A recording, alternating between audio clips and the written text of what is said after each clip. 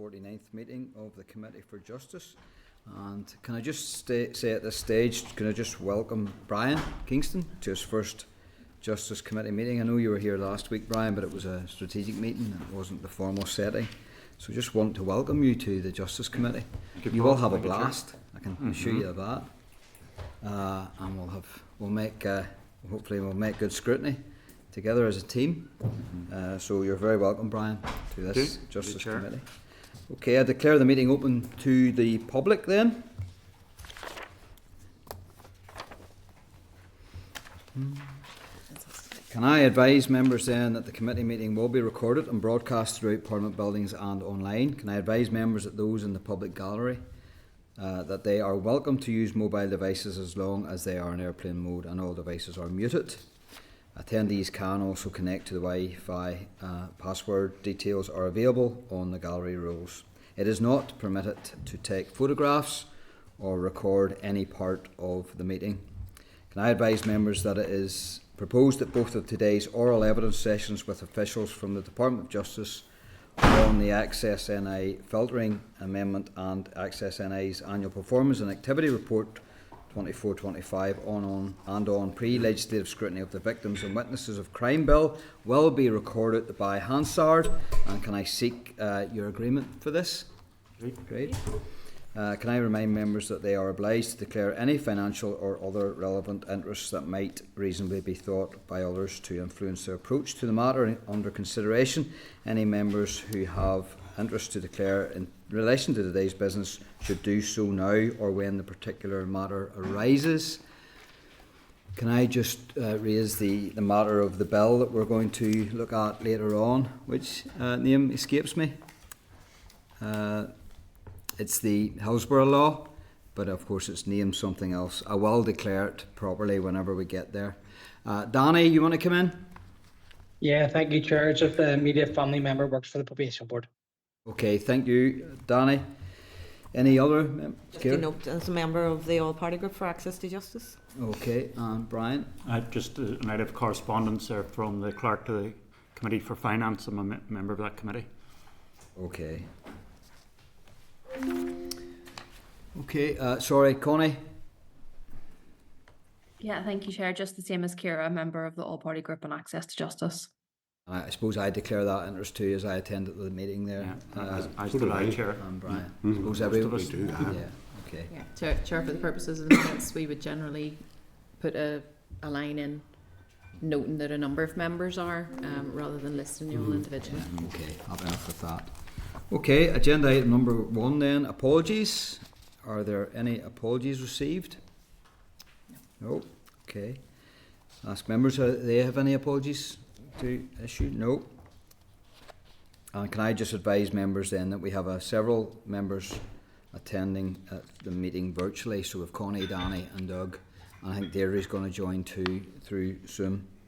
Agenda item number 2 then, draft minutes. Can I inform members of the draft minutes of the meeting held on Thursday the 18th of September 2025? They're at pages 5 to 14 of the meeting pack. Can I ask members if they are content that the minutes are a true reflection of the proceedings of the meeting held on the 18th? And if so, indicate, and if so, I'll sign the minutes. Members content? No amendments to the minutes? Is that in here?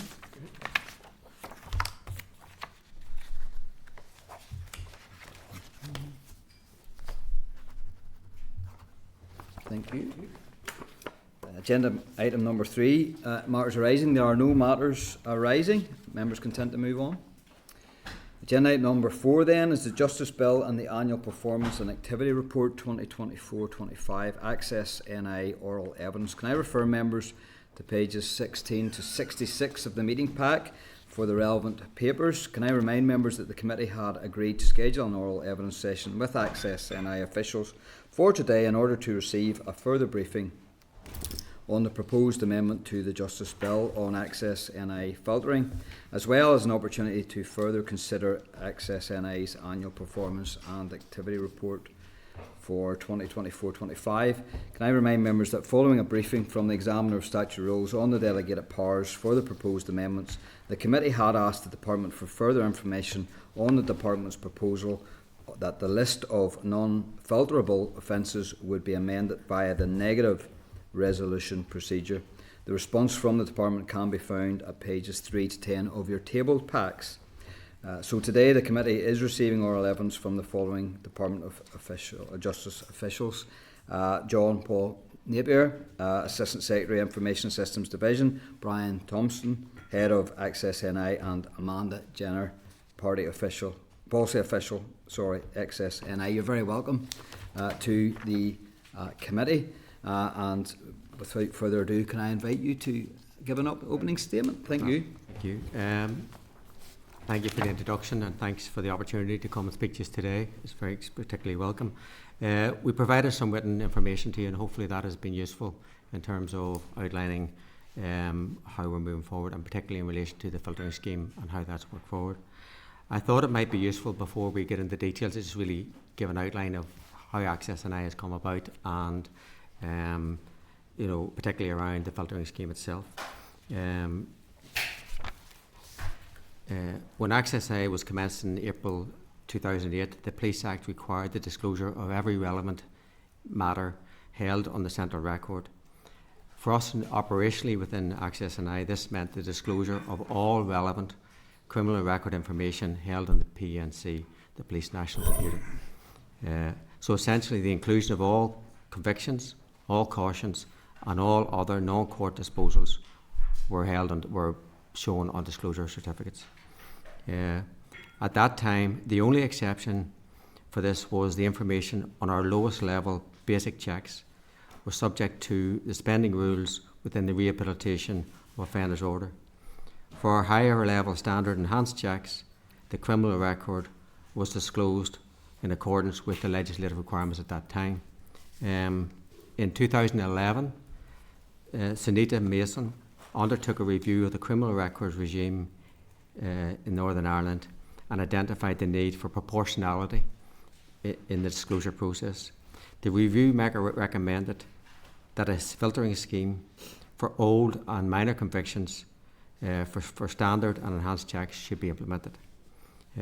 This was on the basis that such information should have little relevance in relation to how an individual is working within vulnerable groups, and that's fundamentally the overriding issue within AccessNI and our main goal.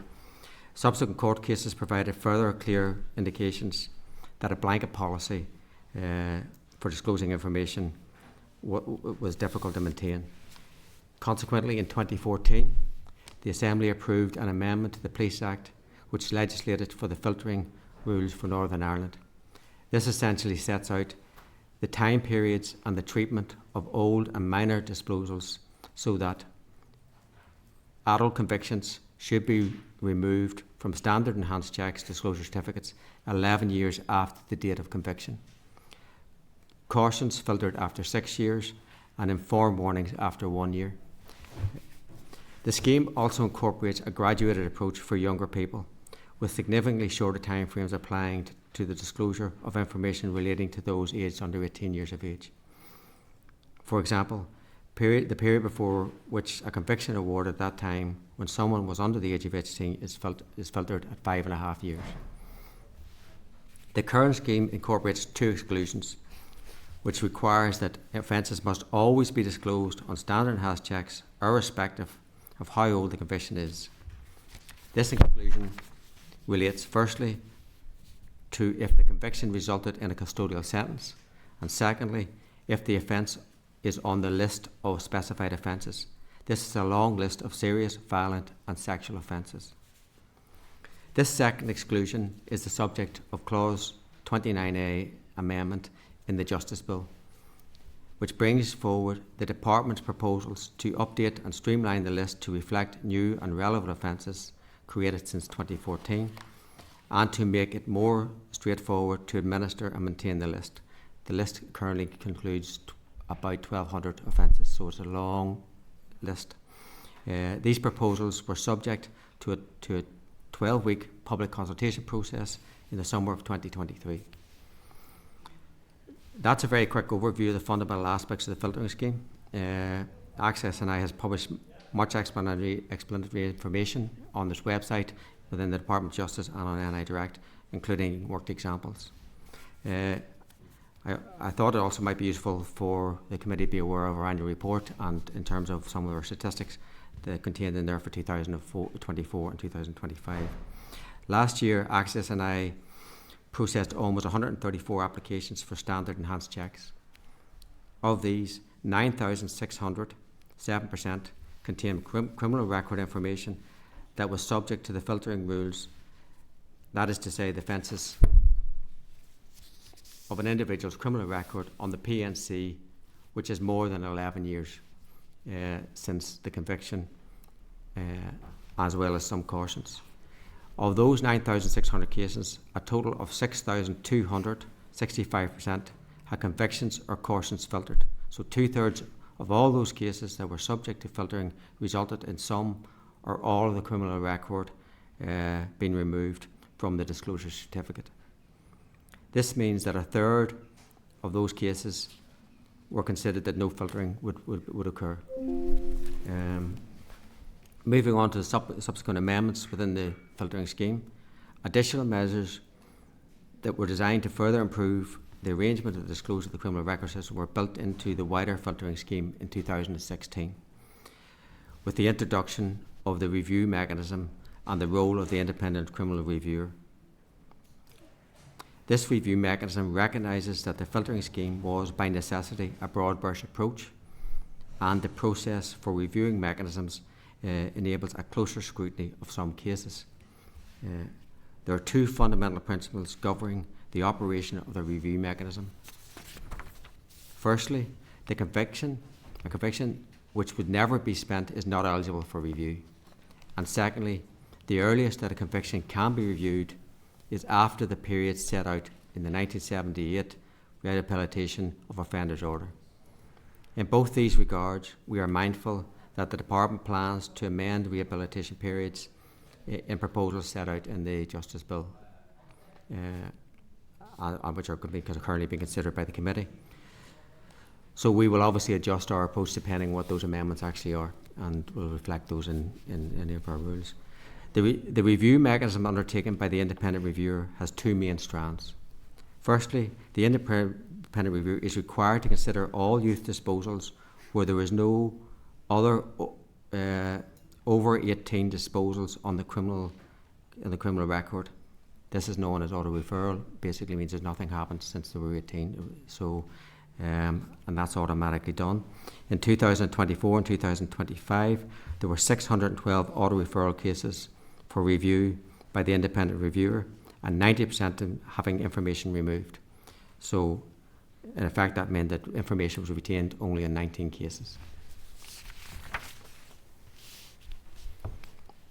Of note here is that it is proposed that the role of the independent reviewer is detailed within the clause 29 of the Criminal Justice Bill, and that amendment is really around that all youth non-court disposals, irrespective of whether the individual has other criminal matters attributable to them, should be considered.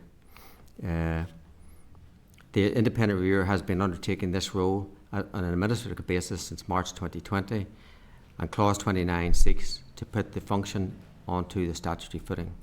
Last year, the independent reviewer reviewed 168 such cases and approved the disclosure of youth non-court disposals in 2 of these. So 99% of cases, the information was removed or amended from the disclosure certificate. The IR's second statutory role is to consider appeals submitted by individuals who consider the disposal of criminal record information to be disproportionate to the role that they are seeking to undertake. In considering such matters, the independent reviewer can decide to remove offences, including those that resulted in custodial sentences or are currently on the specified list. 166 such appeals were received in 2024-25, of which the independent reviewer removed information in 97.5% of cases, only retaining information on 4 cases. Statutory guidance has been published in relation to the role of the independent reviewer. This requires that decisions on the removal of convictions, cautions and disposals must consider the nature of the position being applied for, the seriousness of the offence, how long ago the offence occurred, how many offences are being considered for disclosure, and, if more than one, the related nature and time span of these offences, the age of the applicant at the time of the offence, including those cases where the applicant was under the age of 18, and fundamentally the need to have the best interest of children as the primary consideration. Thank you for your patience in the briefing. I'm happy to take any questions. Thank you Either very or. much, Okay. John Paul. Thank you. I'm going to put out the members first, if that's okay. Brian, you want to go Okay. first? Thank you, Chair. Thank you for that report, and your written report's very helpful. First of all, at paragraphs 19, 20, where it talks about the filtering scheme, Yeah. and it's helpful to read, yes, that there's certain there's an exclusion for convictions which court disposal which resulted in a custodial sentence, and certain specified offences, serious violent and sexual offences. Yeah. So they will never be filtered out. Yeah. Yep. Just in terms of how people speak about these things, is that filtering the same as convictions being spent? Is that when people talk about something being spent, is that what is meant by this filtering, or is that a different matter? Yeah, fair question, and that is a point of some confusion, but completely different. So spending, as you know, is in the rehabilitation of offenders, and there's different rules around when convictions and etc. can become spent. Our filtering scheme is not as, I don't think it's as complicated, to be honest with you, as the spending rules, but slightly different rules apply. So for an adult, a conviction would be 11 years before we would consider it for filtering. Right. But it's not the same thing, but it's a similar concept. Yeah, similar concept. Allowing people to move on as such from having made a bad decision and so on. But does that information stay on the system in terms of AccessNI, even if something has reached the stage where it has been filtered, in case it was needed and was somehow deemed relevant at some stage? The information will always be on the PNC, not deleted. the police national computer. It's not, it's so AccessNI basically gets access to that information rather than we hold it in that sense. The filtering just means, well, it's not disclosed if it's at a certain level, but it's not deleted. It's still kept. And one other question, Chair, paragraph 10, where you say about disclosure of offences taking place in other countries, and 15 EU countries. Yeah. How much wider is it than that? I mean, if people are coming from other countries, do arrangements exist with other countries beyond those 15? We would have to go through ACRO in part of the Home Office to explore going to other countries, Brian. But yeah, those 15 countries are the countries that we find we get the most throughput of applicants from coming into Northern Ireland and wanting to work with kids in regulated activity. So those are the ones that we've targeted. But that's not to say we wouldn't have an option to extend that if we wanted to. Right. So, would some sort of arrangement exist with most countries in the world? If somebody's coming here and their conduct is given cause for concern, or if someone, I know there's arrangement now, if someone is in a personal relationship with someone and wants to check their background, I don't know whether that can apply, even for somebody if they come from overseas. But is there access to information which would be relevant to our criminal justice system to know about? It's restricted to EU member states. There's Right. an EU directive that carried through on Brexit, and we're able to use that. But we don't go beyond the EU in that sense. So when an employer comes to us, with a foreign national, and they want to do a check, we would say to them, you might want to check the local police website, because sometimes they post up details of most wanted and things like that. And we would suggest you might want to get a certificate from an embassy about that individual. So we're restricted to the EU member states, UK and EU member states.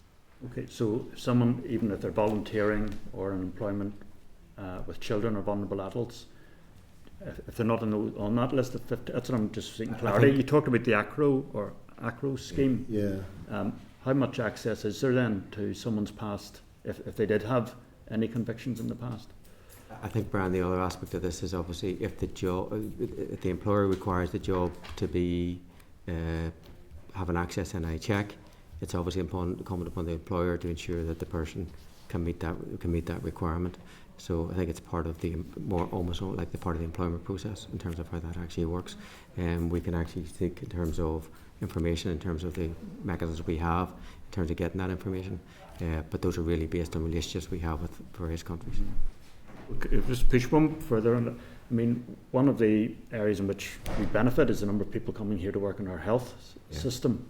And many of those will be coming from outside those EU countries. So in terms of AccessNI checks for people working in the healthcare system, there isn't access to their past history. There may be other avenues for them to use. For instance, we would sometimes get applications for somebody going elsewhere, maybe over to the States, and they want an AccessNI check for them to show their current employer. So, we can request, the employer can request it from the country of origin. Right. Okay. And the information should be really held by the country of origin, so it's really those requests being made. Employers here can apply to similar authorities overseas. Again, it's for the safeguard. Yeah. It's up for them to explore. Okay, Chair. Okay, thank you. Morris? Thank you very much, Chair. Thanks very much for your presentation. A couple of wee questions. One of them would be around the severity of a crime committed. How do you weigh up the severity of a crime committed against the application? Are all applications treated the same? For instance, if you have an application for a door supervisor, is it treated with the same careful scrutiny as someone working with primary school children? No, I mean, Morris, the issue really is around the nature of the job, and this is where the filtering scheme really comes in terms of what level, and that's where the independent reviewer comes into play in terms of actually looking at that information to see whether, what's the level of access, what's the level of consideration in terms of the risk posed. And remember, AccessNI is very much around access to vulnerable groups, and that's where it is. So rather than, if somebody is doing a job that does not have direct contact in that way, it's a different requirement, if you know what I mean. So it's really around trying to safeguard those direct engagements in terms of protecting vulnerable people in terms of that. It could be application specific. It has to be application specific. The whole process is based on being application specific. Sorry, go ahead. Morris, just to add to that, we issue the information out to the employer. It's for the employer to look at what's on that criminal record certificate and then make a risk-based decision around, is it appropriate to go ahead with that recruitment? So the criminal record is disclosed, some of the information might be filtered off it, and the employer can then take a decision around whether or not to proceed. The other question to you, Chair. I have recently completed one online for an organisation involved in. Next 6-7 months, I'm going to have to do another 3. One for the administration of youth football, one for community work, and another one for photography within youth football. It's a lot of money. For 4 different checks, would one check not do all? It's a tricky. It comes up all the time, Morris. In fairness, the portability of AccessNI checks is what a lot of people have asked us about. When's that going to be possible? For a long time, AccessNI were hanging our hat on the disclosure and barring service solution that they had in England and Wales. They've now gone in a different direction. So we're now drawing breath. We're looking at what options we have that could allow us to move into a situation where we could develop portable disclosure certificates for the very reason that you're saying, so people could use it from employment to employment. It's proving difficult, but we're exploring with the Home Office access to a new database, the Police National Database, which should hopefully allow us to then move into the potential to deliver portable disclosures. I think the other thing, Morris, on that is to be very clear on what AccessNI does. AccessNI is very specifically to the role that's been applied for. So, having filtering's taken out in terms of but it's filtering in terms of what the role is. So having a blanket certificate may mean that an individual may be appropriate for an individual working in a certain area, but not necessarily another, depending on the level of interaction they're having, and that's part of the reason why AccessNI certificates are very much specific in terms of the role that a person's actually doing. Just to say the application, did it digitally. Mm-hmm. From application point to actually receiving the certificate, it was all done the same evening. So it was very quick. Mm-hmm. I'll give you that bit of credit. Okay, Ciara. I just wanted to come on that point. I don't know if I'm next to ask Go you questions on. on it. Yep, go you Just on. on that point, and I need to declare that I was a helper group for AccessNI and studied all the stuff years ago to be part of it, but they're only as good as the day they're done. Right. So that issue of being portable, Yeah. I would have grave concerns in relation to it. So, but it's been the biggest issue, and even more recently, I've had it even within the health system where individuals have moved different departments within the health structure, and they have to wait again to get an AccessNI check, even though they got it done working for a different department. I get it, but I also get the fact that they're only as good as the day they were done. So, so I've just a couple of questions. You'd mentioned that approximately 25% of enhanced applications are referred to the PSNI, and then the PSNI determine if there's additional non-conviction information that should be disclosed. And that I have come across where people were shocked when they received their AccessNI because it might have been something they were cautioned about. Could you just explain the criteria that the PSNI use on that? That would be the first question. And then secondly, just in relation to your performance and activity report, you showed that the number of applications processed is lower than the number received. So I would just be interested, how does that situation arise, and then how are applicants informed in relation to their applications not being processed, and how does that arise?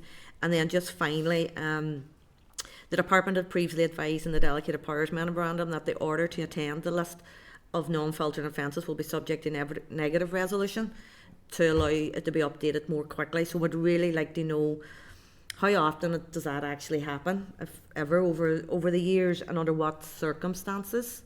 And just finally, I could ask as well regarding the filtering.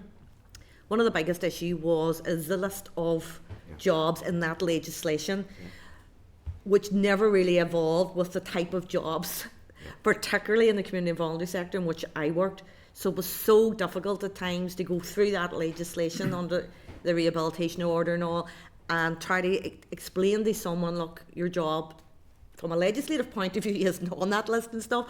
So if there's any been changes in that or improvements in that, so it makes it easier for organisations with particular new types of jobs that it can be reflected in any legislation.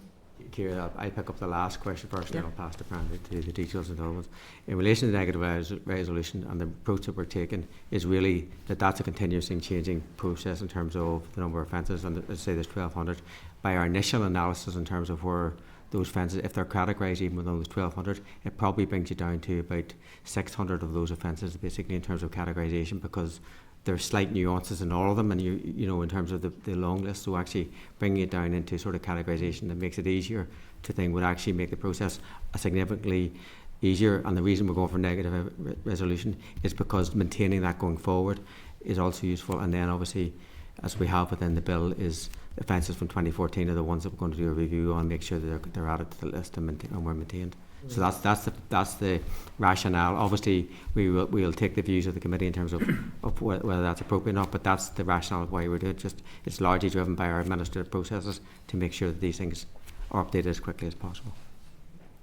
Brian, do you want to pick up the other questions? You asked about referrals to police. So yeah, there is criterion set out around when we make referrals to police. Right. So we if we're searching the PNC and somebody has a criminal record, we'll make a referral to the police force that created that criminal record, and we'll ask them, is there any other information about that conviction that you think might be relevant? And sometimes they disclose helpful information. So a typical one might be indecency. And indecency, usually it's urination and urinating in a public place. So police might add that to the certificate. So when the employer sees it, they'll know what that conviction is about. But they have another criterion why we would send it to police would be if the individual had lived down south in the last 5 years, so that the police have an arrangement where they can make a referral to the guards, and the guards can look at if they have information that they might want to share with police that could come onto our certificate that might be relevant. And we get, I think there was like 2,500 referrals went to the guards last year, people living in Donegal and working in Elton, that kind of thing is a very real part of what we deal with. If it's a home-based occupation, so if it's fostering, adoption, childminding, we will send a referral to police, and it's not then just about the applicant, but it's about other people who live in the house. It's about other people who regularly visit that house. Would they be potentially at risk to the kids that are being looked after in that house? So police would do that wider scoping search and could potentially provide information on a third party on a disclosure certificate. So that's all part of that police information piece that's in there. Does that help with that? Yes, it does. You asked about applications processed being less than applications received, and that's very simple. It's just in-flight cases that we've got that were over the end of year. So we were still dealing with cases that hadn't been closed off, and as we move through the end of year, it's just a point-in-time report that we run. Okay. And just finally, no, thank you for that. That really clarified it. Perception out there, where are we at where people just believe that you need to do an enhanced check even though legally you shouldn't? And there is a huge fine for people who are doing enhanced checks when it's really not applicable and according to the job that they're applying for, because they're not working on a regular basis with children over so many hours, etc. in a day. What's your thoughts just on that now? Is that settled down and people are seeing the difference between an enhanced, standard, basic, regarding the volume that these are working to? And just finally, how regularly should organisations do an AccessNI? In my head, it's 3 years, and is that a statutory obligation as well for organisations? Should be updating their AccessNI checks? Well, obviously they should be updating their AccessNI checks regularly. 3 years seems to be the norm in a lot of the larger organisations or big.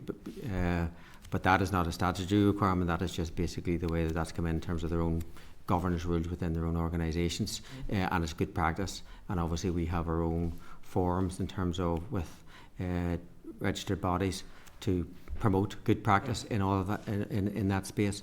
So yeah, so absolutely that's the way we try to push it forward. The issue is an issue of confusion. We regularly get cues and different questions about understanding of where AccessNI actually comes into play. It is really for the employer to determine, what the nature of the job is, what the level of exposure is. So we're one step. We're just a cog in effectively in that wheel. We don't have the level of knowledge in terms of what the job actually is, and it's really an obligation to put on the employer to really consider the jobs and the level of check that is required. We do bat away quite a lot of applications, Ciara, because they're not eligible for the level of check that they're looking for. A lot of employers would like to get everything about the individual, but we're dealing with some sensitive information here, so we have to make sure there's an eligibility there for those. Well, thank you. Okay, I'm going to keep you on Ciara's question there around the negative resolution, if I may. Okay. Something that would concern me, the whole process of democracy here and the accountability piece. Are you saying that if there was a new law created, a new fence created, that if it wasn't in the new Schedule 8 Set A, that you could not place that offence onto a certificate? Yes, in theory, we want, and part of the review of this flagged this up, Paul. We want to be able to control that list of offences in a better way. At the minute, if an offence is added to Schedule 2 of the Criminal Justice Order, it appears there and it makes it a non-filterable offence. But nobody was telling AccessNI, so we're chasing around trying to track these things down. So we thought, if we can get a list that we can control, and we get the people who are creating offences to get in touch with us and let us know we think this new offence should be non-filterable, we'll then add it to the new schedule. And it's a schedule that I think will set out very clearly for people using the system what offences are non-filterable then. What Schedule 8ZA basically does is replace 6D, the old subsection. It makes it a lot clearer as well, I would argue. It replaces it and makes it clearer. What would stop or prevent the Department of Justice and any other department actually that's creating an offence from actually putting it on the face of a new bill that the new offence should be added to the new Schedule 8ZA and make it primary? Yeah, that could work. That could work well, and we would want to be aware that that change has happened, so that we could build that into our processes in the background then, so that we know this is a new offence, it's non-filterable, we have the offence code and we can build it into our algorithm. It just strikes me that if you're going to go to the point of creating a new offence which is really serious, that would be one of the first things to have built in to the face of a new bill, is that everyone would know about it, including AccessNI, so it would be reportable and non-filterable. So why would you not have a clause in a new bill, every new bill? Which means then you wouldn't really need to use your powers in negative resolution? I think what you're suggesting is a really good idea. Actually, if people would do that, it would make life a bit easier for us. Yeah. But I think, I think we want to look at that list of offences as well and to review it. That's why we're suggesting a new committee is created that can look at the offences and make a decision. It's been there now 11, 12 years. Is it still appropriate that that offence stays on that list? It's there because it's on Schedule 2 of the Criminal Justice Order, but is it appropriate from a criminal record disclosure perspective that it stays on the list, or does it need to have conditions put against it in some way? At the minute, Do you think that you, or even a new committee for that matter, is the best arbitrator of that wisdom? Because if there is an offence out there that shouldn't really be an offence anymore, surely you're talking about a repeal of law. not talking about removing the offence, but talking about whether or not it should be non-filterable or not. Right, okay. So I think a good example is criminal damage. That's a non-filterable offence. Very often it's there because some young fella has wrecked a bus shelter. Should that stay there and be forever disclosed on an enhanced certificate? At the minute, the answer is yes, because I think it's in one of the schedules of the Criminal Justice Order. But what I would be saying to the new committee is, let's look at that and let's see, does that need to stay on this? So we're almost like releasing ourselves from these other schedules and having a defined list for the purposes of filtering. So obviously the young fella that damaged the bus shelter, if he was under 18, then this will come into play with regards to the new law, where that will be filtered out anyway, due to the fact he was under 18. No, it's a specified offence, so it stays on. So it stays on, even if it's committed below the age of 18? Even if it's committed below the age of 18. Now, they have, as John touched on in the briefing, they have the option of asking the independent reviewer to look at that. Yes. And criminal damage such as that is typically what the independent reviewer will remove. That doesn't impact them working with children or vulnerable adults. It maybe happened quite a long time ago. So whilst filtering at the minute retains it, the independent reviewer will remove it if it's appealed to them. New committee you talk about, is that a creature of statute? Is there a clause here, either in the amendments or the face of the bill, that actually creates that committee? Or is that out with? It is in clause 29A. It requires the department to consult with Department of Health, PSNI and the independent reviewer in any amendments to this new schedule. Is there any body in the whole establishment that's not on that list that you think should be on that list? You could argue Department of Education or EA, for example, but that just because those three are called out in the legislation doesn't mean we couldn't ask others to join the committee at a different time. Then that wouldn't be statute. But there would still be the statute for those three. The statute of the three. Probation board springs to mind. Is probation board on that list? Probation board, they're not a big user of our service. Their staff aren't really required to get a lot of checks done. So you know, if I mention Education Authority, it's because they're doing 14,000 checks a year. But the probation board wouldn't be used in order to check their staff. The probation board would be used to look at what could be or should be non-filterable offences. So the way I imagine this would work, if it was a new offence created, the officials that are creating the offence would present to the committee and say, here's what this offence is, this is why it's being created, this is how it's going to be dealt with in courts. We believe it's a serious offence and it should be added to the list, and let the committee then consider whether that's appropriate. And obviously then there would be the usual amendment process through the Minister to the committee to have a statutory rule put in place to update the list if that was so decided. How often would this committee meet, realistically, if it's to talk or review through a list of new legislation or removing even offences off an unfilterable list? You know, we don't do that much legislation here that you guys will be under, or this committee will be under the cosh. No, I think obviously initially, obviously in terms of doing the tidy up, in terms of the thing, there would be obviously meet in terms of that space, and then obviously in terms of going forward, it's probably an annual process, maybe in terms of how that would actually work. Okay, so begs the question then why you still need this speed through negative resolution, and you wouldn't allow a more thorough accountable structure under the draft affirmative resolution or even affirmative resolution, whereby we then, the Assembly, gets a say and even could amend something that you were going to do then? I guess when we looked at this, we were with two things in mind. We wanted to streamline the process, and we wanted to make it easier for the users to understand. So that's why the list is in the schedule. Sitting alongside streamlining the process, it talks about affirmative resolution. The one time that it has been used in recent years was for the domestic abuse offence when it was created in 2021.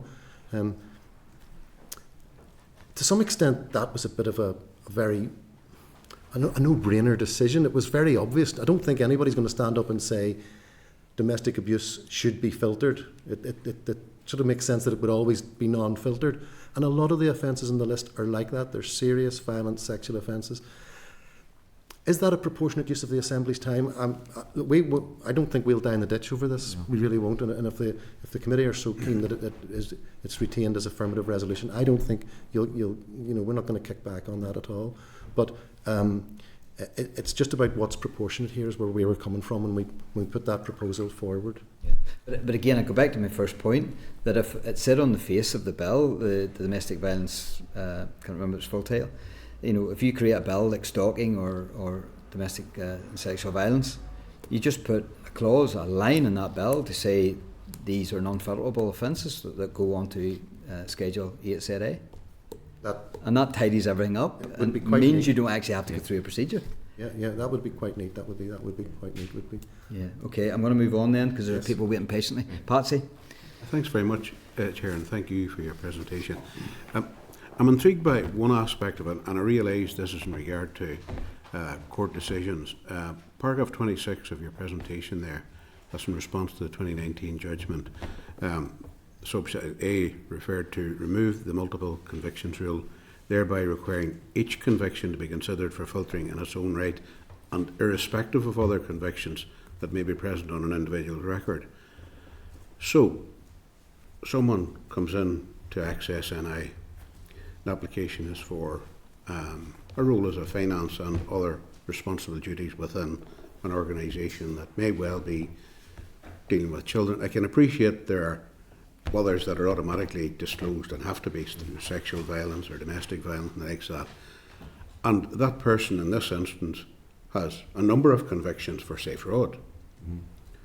What's your mechanism for dealing with that? Because quite clearly that to any employer that would be a red flag.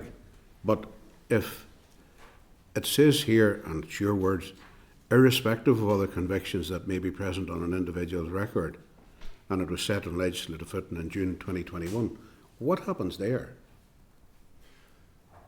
Shall I take this? Mm-hmm. So the original filtering scheme, Patsy, the way it was set up was if somebody had more than one conviction, yes, everything had to be disclosed. Yes.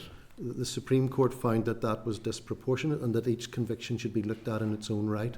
Yes. So that's the change that we made in 2021. We removed what we called the multiple conviction rule. With regards to what's disclosed, it does come back to what John was saying around the position, because not all jobs are eligible for full disclosure of all information. We would need to look at the type of job that we're talking about. What would here. happen? I've read all that stuff that you've just Yeah. outlined. Okay. What would happen in a case like that to protect the potential employer from being stung again? So it depends on the level of check that they've sought. If it's a basic check, information will be spent at a certain period in time, and it may be that all they're eligible for is a basic check. Yeah, but if you're constrained, as I read, I may be reading this wrong, you remove the multiple convictions rule, requiring each conviction to be considered for filtering in its own right, and irrespective of other convictions that may be present on an individual's record. What do you do then if there's a litany of convictions? Each one's looked at in its own right, and it's compared to the filtering scheme. Is it 11 years old? Is it a specified offence? Was it a custodial sentence? Each of those is looked at in its own right, and a decision taken as to whether we should go ahead and disclose it or remove it from the certificate. So it's that 11-year rule that covers it. Anything beyond that, even though it's multiple offences, isn't covered. Who's the arbiter there protecting the individual that's trying to get the check done too?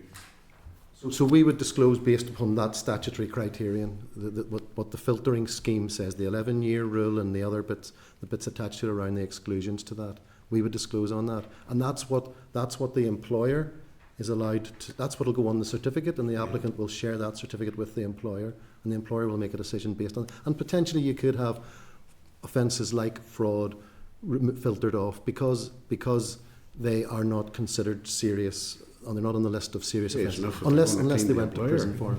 Wouldn't it? Yeah, it yeah. could be Yeah. serious enough they're going to clean their next employer. But that's the rules, the law we work within. That's Yes. that's what the scheme requires us to do. If Oh, it no, is I get that. enhanced, if it is an enhanced check, it will go to the police, and they might decide to raise that as additional information that this person has a history. So it depends on the type of check. I was going to ask you that just, Amanda. Do you regard then that overall, that one that you mentioned back there, that police check that hasn't still been used yet, would you regard that as a sort of a safety valve then? It's not, it's just we have to operate within our legislation, and that's part of what the police can do. They can give additional information in all sorts of ways. You know, they can give that maybe somebody wasn't even charged, but they believe that information to be relevant. They have certain guidelines that they must follow with information. So if I can just ask then, and forgive my ignorance on this, right? So who shares the police, or who shares the information with the police to make sure that they're in full knowledge of everything that you have? Is there a crossover mechanism between yourself and the police where there's a point person in each organisation that makes sure anything that's required of police is formally requested of police, and police formally respond to that? Yes, there's files sent every day back and forward with case references, and you know, sometimes they're with the police for a period of time until they look into all the information, and we can't do anything until that information comes back. We have a service level agreement with the police in terms of working through Okay, the stuff. great. Thank you for that. Thanks, Chair. Okay, Deirdre? Thanks very much, Chair, and apologies. I'm having IT issues, so I have to keep my camera off. No problem. But thanks for the update so far. I suppose I just wanted a bit more clarity on a few of the areas that have already been raised. So again, around the delegated powers and the negative resolution procedure. And it was just for a point of clarity on how often has the list been updated in recent years. So I just want to get a sense of why you want to make the change beyond, you know, the explanation given. And under what circumstances might it be necessary to update the list quickly? If you could maybe give a bit more detail or clarity on that, please. Yeah, hi Deirdre. Yeah, I don't think I don't envisage a situation where we would ever have to update this list quickly. I mean, given the fact that if an offence was created today and somebody was charged with it tomorrow, it would be 11 years before it would actually be filtered. We've kind of got that window to create the offence and add it to the list. So in all honesty, there's no real mad rush. This was just about streamlining the process, doing what we felt was proportionate in terms of departmental time, of assembly time, in terms of adding new serious offences to the list. Okay, no worries. Thank you for that. The other one then was just on the enhanced applications that would be referred to the PSNI. And it just said within the information that applicants' certificates using a statutory test defined within legislation. Can you elaborate on what that test is, or can you send that information back to us at least? Yeah, there's a published document on the DOJ website setting out what the criterion is for the chief officer to consider as part of looking at referrals, cases referred to the police. We would maybe send 600-700 applications to the police every week. 25% is what was mentioned earlier in the session. So that's a very routine piece of work for us to do. Okay, could you just point us to the link, or can we get that then? Would that be okay? Pick it up. Get that? Not a problem. The other bit I suppose I wanted to ask then, when you look at it in terms of table 10, paragraph 38, it shows that the majority, around 97% of referrals and applications sent to the independent reviewer result in the information being removed. And then it also talks about in our pack around the vast majority of cases where a review is requested, that information is removed.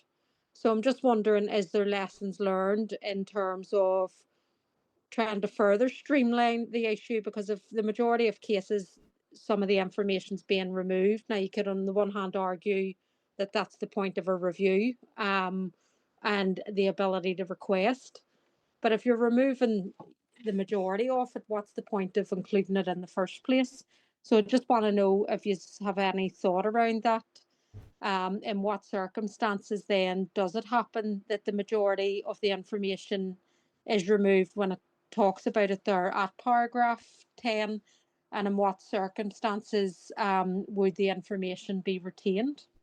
I think, Deirdre, I'll start off and then I'll pass to Brian. I think obviously in terms of the independent reviewers looking at in the nature of what's actually been applied for and all the rest of it, and therefore whatever that is on the certificate is particularly relevant to that, or whether it is little or no bearing, and that obviously will change the decision in terms of how a lot of that information will be filtered off. So there is part of the whole review mechanism in terms of looking at it very specifically towards what the function that's been applied for is. Do you want to add any more? Yeah, it's a great point, Deirdre, and it's something that we want to bring out through this review of the list of specified offences. That's why we're creating this new committee, because we want to look at the reasons why the independent reviewer is deciding not to let the information be disclosed. I mean, typically it's offences that happened when people were young. It's criminal damage that we spoke about. It's possession of drugs. It's assault on police. These sorts of offences are specified offences, which is why we disclose them.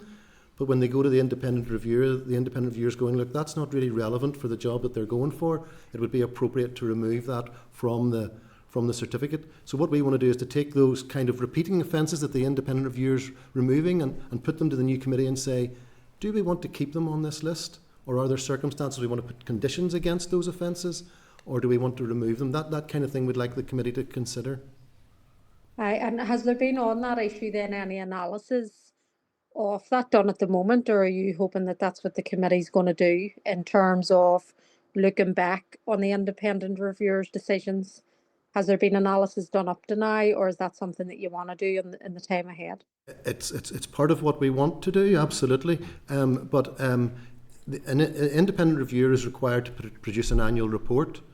And forgive me, I'm going back 3 or 4 years now, but the independent reviewer produced a report that said, look, my workload would be reduced if these offences were not filterable. And they mentioned specifically criminal damage, assault on police, and possession of drugs. Yeah. Okay, no bother. Sorry, I've only 2 more, Paul. Sorry. The last was just in the report. It said around obviously information sought from An Garda Síochána in relation to individuals that have lived in the south in the last 5 years only. And I was just wondering why the 5 years, just as there a rationale, and has there been any, I suppose, in the last reporting period, any disclosures have been made? So just to get a sense of the numbers. With regards to the 5-year rationale, I'm not sure I have an answer for that, Deirdre. It's one of those answers. It's always been the way since AccessNI was created. Right. That's not to say that it's not something we wouldn't want to explore. And the answer, to your second question, yes, the guards will only share conviction information with us, and that's shared through PSNI and makes its way onto our certificates in that manner. Okay, brilliant, thank you. And the last wee one, sorry, I know these were a bit long-winded, sorry if you just give me a wee second. It was just with regards under the current legal framework for filtering non-serious offences from the record, so it's around disqualification of the Caring for Children regs 1996. Yeah. Where it had talked about requiring the inclusion of any offence involving injury or threat of injury to another person. So obviously the department proposes to remove this, and I was just wondering if you have identified any potential unintended consequences or risks with regards to that you need to consider if that is going to be removed.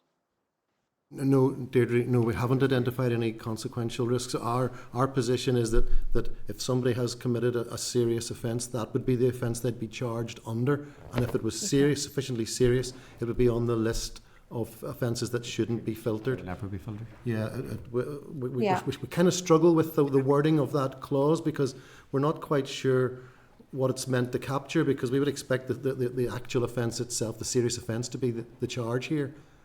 Okay, no, that's brilliant. Thanks very much for that. Okay, Danny. Thank you, Chair. And a wee bit like Deirdre, apologies, my signal's not great, so I want to keep the camera off and hope it don't break up. I just want to, you've sort of touched on it, but I just want to keep it to children and young people, if that's okay. And look, the Justice Bill does seek to put on statute the mechanism for the independent review of children's criminal records. However, it does not constitute an application process as outlined by the UNCRC nor the Youth Justice Review that a wipe the slate clean application system would be put in place. I'm just wondering, is this something that the department has discussed with yourselves, and what is your view on the proposal by many children's rights advocates for the ability to apply for a wipe the slate clean at 18? Danny, I think we sort of talked about that in terms of the auto referral process that we have in place for any offences that happen before 18, and obviously in terms of, we mentioned there about the independent review, we're also looking at that in the sense of even if the offences are over 18 to look at those, and that's part of what the amendment to clause 29A is about, to look at that to try and hopefully mitigate that. I don't know whether that fully answers your question or not. No, but it wouldn't go as far. It doesn't go as far as a like wipe the slate clean. What many advocates are calling for. It wouldn't, but it would certainly it would in the sense that that it wouldn't be disclosed if that was the consideration of the independent reviewer. But obviously in terms of that's related to whatever the application was for, rather than a blanket wiping the slate clean, so it doesn't quite go that far. It would depend on the safeguard and risk, you know, how much is the safeguard and risk. That's what the independent reviewer checks. And that's sort of the balance, Danny, that we're trying to get to. Yeah, but would you agree that with many advocates, and it'll be my own opinion as well, that the publicisation of a child's record can cause the stigmatization, and the fact that there won't be a blanket policy for older or minor convictions? He's not even concerned about that for under 18s around stigmatization. Us, it's safeguarding. It's out of our legislation. Ours is about safeguarding. You know, that's what we're to do. If somebody was to do something extremely serious and has a history, you know, it's not for us to decide or make that. It's not in our legislation. And Danny, the figures you'll see in terms of when that information is removed, it's, you know, well over 90%, and a lot of those, I think it's 97%. Is it right? Yeah, the IR would remove, as you see yourself, Danny, a vast majority of the information that they see, particularly for people who committed offences when they're under 18. I mean, they do. I think last year the IR retained details of two cases. One of them was somebody who was 17 and had a caution for theft from an employer. You know, you might argue that it's appropriate that continues to get disclosed, at least for a short period of time, and maybe until the filtering rules or something kick in, Danny. Yeah, I'm just thinking about the 2018 UK Supreme Court judgment that found that automatic disclosure of out-of-court disposals or other warnings issued to children is a breach of the European Convention on Human Rights. The and that's essentially clause 29 in the Justice Bill, then, Danny, around how we're trying to put this arrangement with the independent reviewer on a statutory footing, where everything for under 18s would be reviewed prior to disclosure, and it would only be disclosed when it was proportionate to do so in the interests of safeguarding or public protection. Okay. No, thank you. Appreciate it. Thank you. Okay, Danny, I'm just going to keep you on that sort of train of thought there. So the independent reviewer decides to remove a conviction on court disposal, but the police retain the power to keep it on your certificate, or for them to disclose it themselves? It'll be on their system, but then that individual then applies for something else, and it may then become relevant in a different context. With regards to the enhanced disclosure certificate, the police today has never used that extended power. Never used it. They could, Paul, as you say, they could say, we think this is important, it should go back on the certificate. Yes. And they have powers within the Police Act to do that. They have never used it. If we filter it, and the independent reviewer removes it, we let police know, and then let them consider whether or not more information needs to be brought to bear in terms of including. In the police, do you let know? Because I'm sure it's not a constable or a community police officer. It's there's a unit within police headquarters, protective disclosure unit, and we work closely with the guys there. Why do you think they've never then disagreed or used their power? Well, Paul, we have very good working relationship with them, so we wouldn't have something become left field in terms of as the whole process. So it's a daily interaction that we have with police in all these issues. So I think that's why it hasn't been used, in the sense that, you know, any of the issues would be considered as part of the process effectively. And do they use a challenge function to you? Do they come back robustly on you and say, why are you doing this? Why are you removing this? Or are they content and appeased by your rationale every time? So it's more of a. I mean, the interactions are continuous. It's more of a joint interaction. It's not it's not two silos operating in deficit and then it being reviewed at the end. There's that sort of interaction. Brian, you want to come in? So the independent reviewer, there are powers in the Police Act that can that allow the independent reviewer to obtain information from police about an offence. So the independent reviewer will get all that background information, whether it's from the police, youth justice, or probation board, and they're making that decision on the back of all of the information around the offence. The criterion for the independent reviewer, the statutory guidance for the independent reviewer, isn't too dissimilar to the statutory guidance for the police. So they're playing off the same sort of guidelines, really, and that would suggest to me that you would expect to see some consistency in the decision making there. Right. Okay. And hence why they're on this new committee then. That's going to be set up. Absolutely. Yeah. Can I ask just about that? The committee has asked before my time, of course, about the terms of reference for the new committee. When does the department envisage this happening, that you would give that over to us with regards to terms of reference and the functionality of the committee, how it will work? I would imagine that would be very quickly after we receive royal assent for the Justice Bill, and we can. But could we not have it before royal assent? Yes, absolutely. If we haven't drafted them yet, but if we get them in place, we can share them beforehand. So they're not drafted, but you're assuming that this is going to pass, obviously given the legislative programme, but you would do that work before you would get to royal assent, I would say. There's be work that we're putting in place over the next few months to prepare ourselves for that, the first sitting of that committee, and that will include drafting the terms of reference. We were missing me to let you go without trying to clear up a confusion in my head, and it was a confusion created by the way you answered a question. Not your fault, it's my head. But you talk about this, the reason why you go to negative resolution is not because of haste, not because of speed, but because you just don't want to burden the House with the procedure of having to go through it, a process that you guys are going through. But you talk about having time, and that's the 11-year that was brought in 2014 through the 1997 Police Act, 113A. But I'm confused because the list is matters to be included in a criminal record certificate. That's the list. So the list is the non-filterable stuff. If a new offence was created, you'd want that on that list immediately or pretty soon. So where does the 11-year leeway come in? It's pending on conviction, so I think it's the other way around. yeah. Sorry, Yes. maybe we have confused you, and apologies. You know, if a new offence is created, and maybe the hate crime bill will present some offences that might be suitable for Yeah. this kind of thing. Yep. We would probably want them to be put onto the non-filterable list, serious offences that we wouldn't want to see removed from disclosure certificates. If somebody's convicted of one of those new offences, not long after it's created, we would continue to disclose it for 11 years before the filtering rules kick in. So that does give us a window to add it to the list. Me personally, I wouldn't want to sit on it for 11 years. I'd want to get it done as quickly as we possibly could. Yeah, because there'll be people applying for disclosure, and that they would still be safe. They would still be disclosed for their certificates until 11 years have passed since their date of conviction. not if they're not on the list. The list is non-filterable.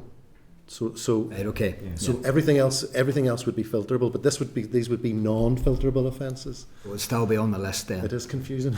Yeah, you understand why. I'm glad somebody else thinks there's a rationale for my confusion. So I just need to tease that out in my head to be 100% sure I know what I'm talking about. The other thing was about Deirdre's point about and I'll bring Brian in a wee minute, and I can't find it now, but it was the fact that I think it was 97% of requests to look at, for the independent reviewer to look at the disclosure again, was successful. Only 4 applications was nonsense. There's a miss there, is there not? Either that the independent reviewer is just putting things on default, or that there's an appeasement, if you like, for people applying. What strikes me is there could be numerous people out there who don't apply or don't ask for a review, and then will go along with their certificate and maybe even lose out on a job where someone who has asked or who's challenged the independent reviewer has got that removed. Is there that danger? Yeah. I mean, there's a statutory position where somebody can ask for the independent reviewer to review their standard or enhanced disclosure. I think last year, was it 160, 190? I can't quite remember. People asked for that review to happen, and the IR removed 97% of the information that was presented to them. That's it. It's not. We're not hiding this away. It's on the back of the disclosure certificate. If you're not happy with this or you think it's disproportionate, 160 cases and 97.5%. you can ask for it to be reviewed. It's there. It's on the website. It's in the department's website. This process is there. And there is auto review as well, where it's automatically sent if they're under 18. That we've said they're just automatically sent. You don't even have to request that. Yeah. Is this? I take it this is only for 24-25, but I suspect it's consistent right across the years. Yeah.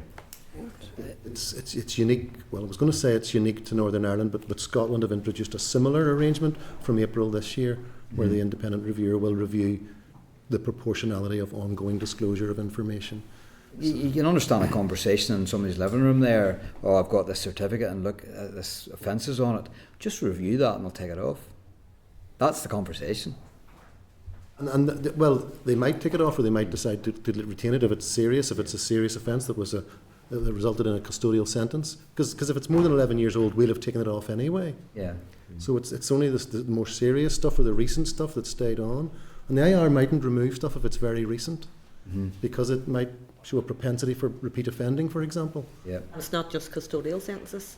Not just because it's the serious I've offence. dealt with a few where they weren't even sentenced, cases were withdrawn, but the information was pertinent to the job that they applied for, so it remained on their certificate. And that would have been police information, Yeah, Ciara, police as opposed to information, conviction yeah. information. Yeah. Just the last question from me. In the new 29A clause amendment, you're removing Secretary of State to substitute department. I take it that's just law catching up with devolution of police and justice. Yeah. Okay. The Act refers to Secretary of State, and we think it's tidier to talk about the department. Right. Okay. Brian, sorry, you did one in. Thank you.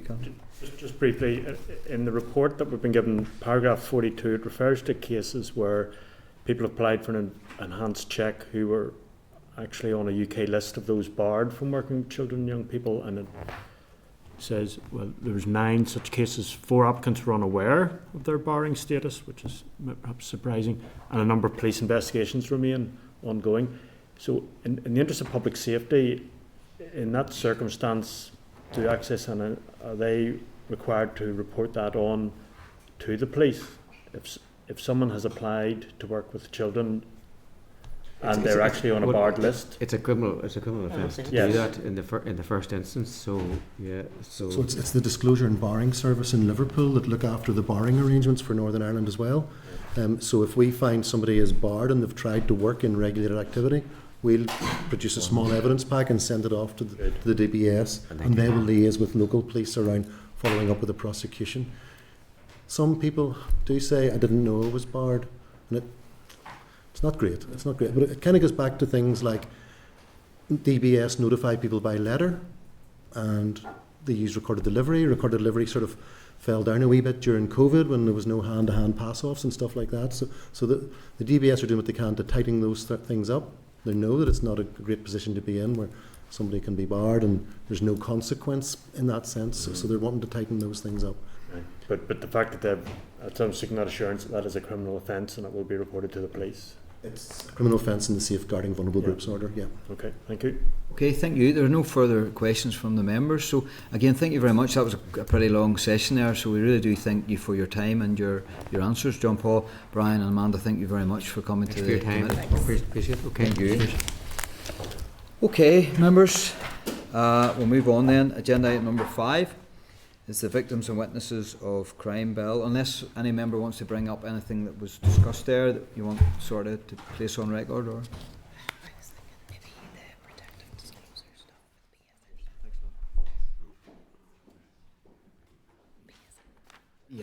Yeah. So you'll note there I asked questions about the powers that the PSNI have to retain and keep on the certificates. So might be of a mind then to ask the PSNI when we have them up.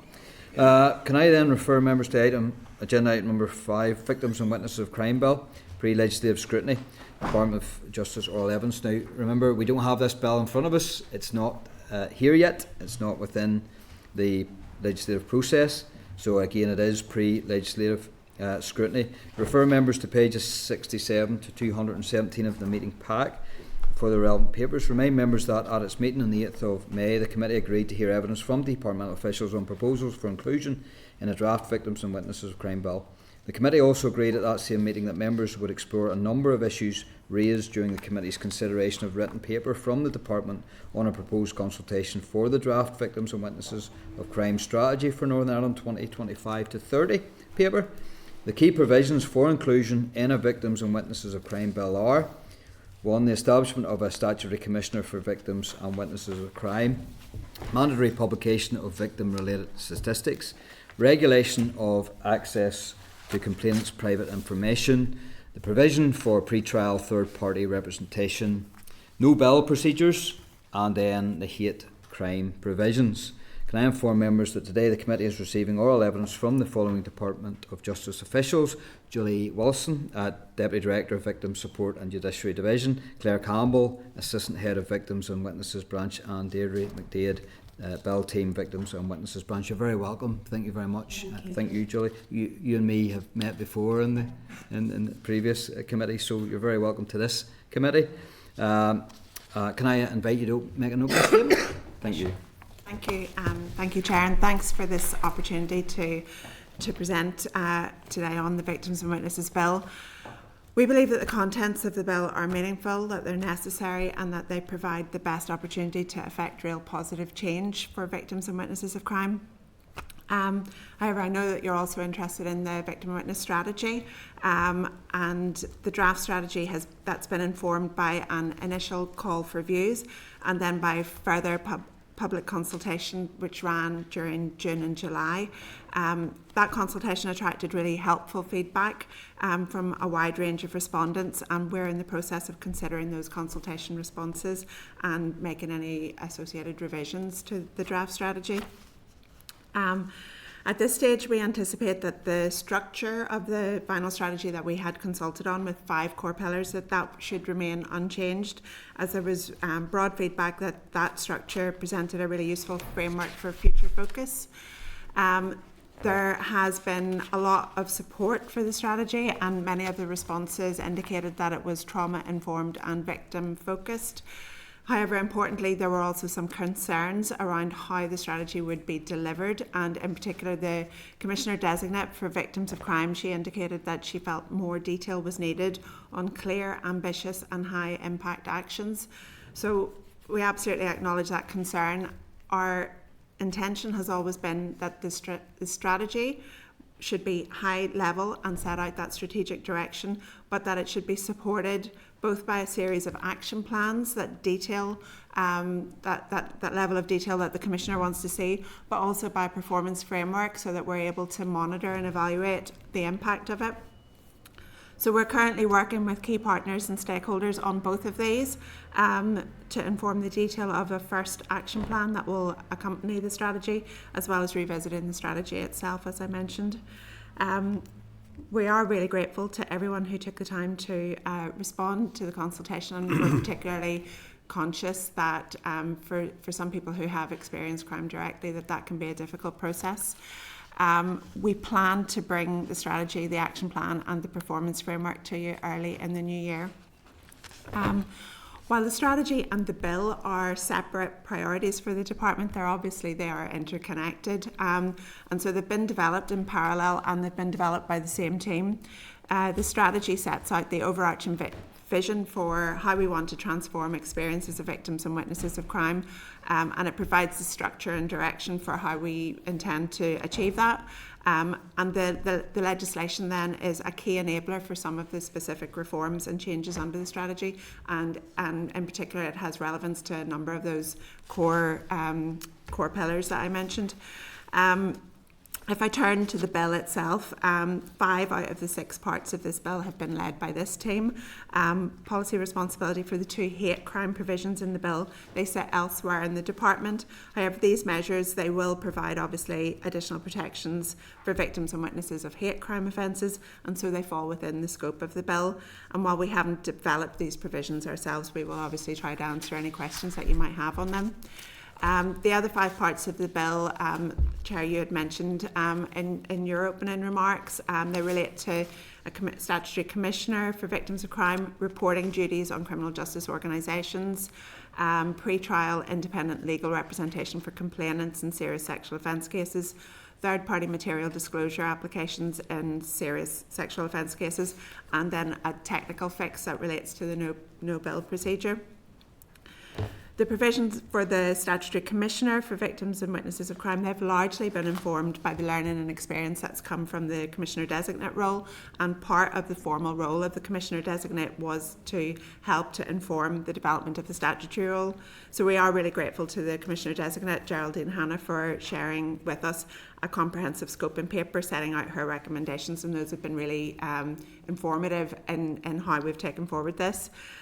We've also considered similar commissioner roles here in Northern Ireland and in other parts of the UK. I think the commissioner-designate role has demonstrated the value of having that independent voice for victims of crime. It has influenced policy at senior and strategic levels, and it has ensured that victim rights and interests are promoted. However, we also acknowledge that without those statutory powers, there are some limits to how far that role can go. In terms of the functions, powers and duties of the Statutory Commissioner then under the bill, the overall remit and function will be to represent all victims of crime and to promote their interests and rights. However, in the terms of reference, they will also specify that the role will have a specific focus on vulnerable groups, including victims of domestic and sexual abuse, victims of hate crime, and other groups identified in the future. And this is a model that we have applied within the Commissioner-designate role, which we think has been effective, and it allows for greater flexibility so that as there are new and emerging forms of vulnerability, that a statutory commissioner can respond to those without the need for further legislative change. The bill will provide the Commissioner with scope to develop their own strategic priorities, objectives, their own programme of work and anticipated outcomes, having engaged with victims and witnesses of crime. Their powers are to include to monitor compliance with the victim and witness charters, to make representations or recommendations to any body or person concerning the interests of victims and witnesses, to issue guidance on best practice in relation to victims and witnesses, to provide advice to government, to undertake or commission research or education activities, to compile information concerning the interests of victims and witnesses, to provide advice or information, and to publish the outcome of research or to publish their advice. However, the Commissioner's functions will also include reviewing law and practice on an ongoing basis, insofar as these impact on the rights of victims and witnesses of crime. And the terms of reference will include conducting a review into the effectiveness of both the victim and the witness charters. We considered how the Commissioner should be interfacing with other oversight bodies, and this has been informed by our consultation and by engagement with stakeholders. We concluded that the role shouldn't include any inspection functions because these are already in place. Likewise, we concluded that the Commissioner's functions should not include reviewing decisions or complaints. Again, each of the criminal justice organisations have their own independent procedures for reviews and complaints. However, we are going to build in that the Commissioner should have access to summary reports on complaints, as these would help to provide an overall helicopter view of what the issues and the problems facing victims and witnesses across the criminal justice system are and how organisations are dealing with them. Similarly, since provisions already in place around support and advocacy, and since we intend the Commissioner to have a strategic, systemic focus, we've concluded that the Commissioner should not ordinarily have a role in relation to advocating for individual cases, except in exceptional circumstances, for example, where there would be safeguarding concerns or risks to health and well-being. So we've kind of built that in as a safeguard within the Commissioner's functions. The next part of the bill then is around the reporting duties on criminal justice organisations.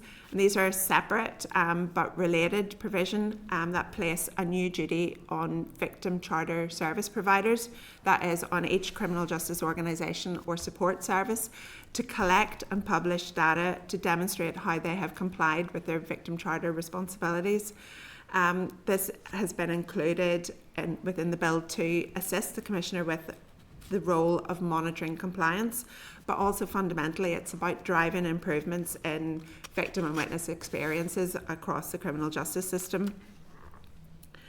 Two parts of the bill include measures that flow from the Gillen Review recommendations, and these make provision in relation to serious sexual offence cases.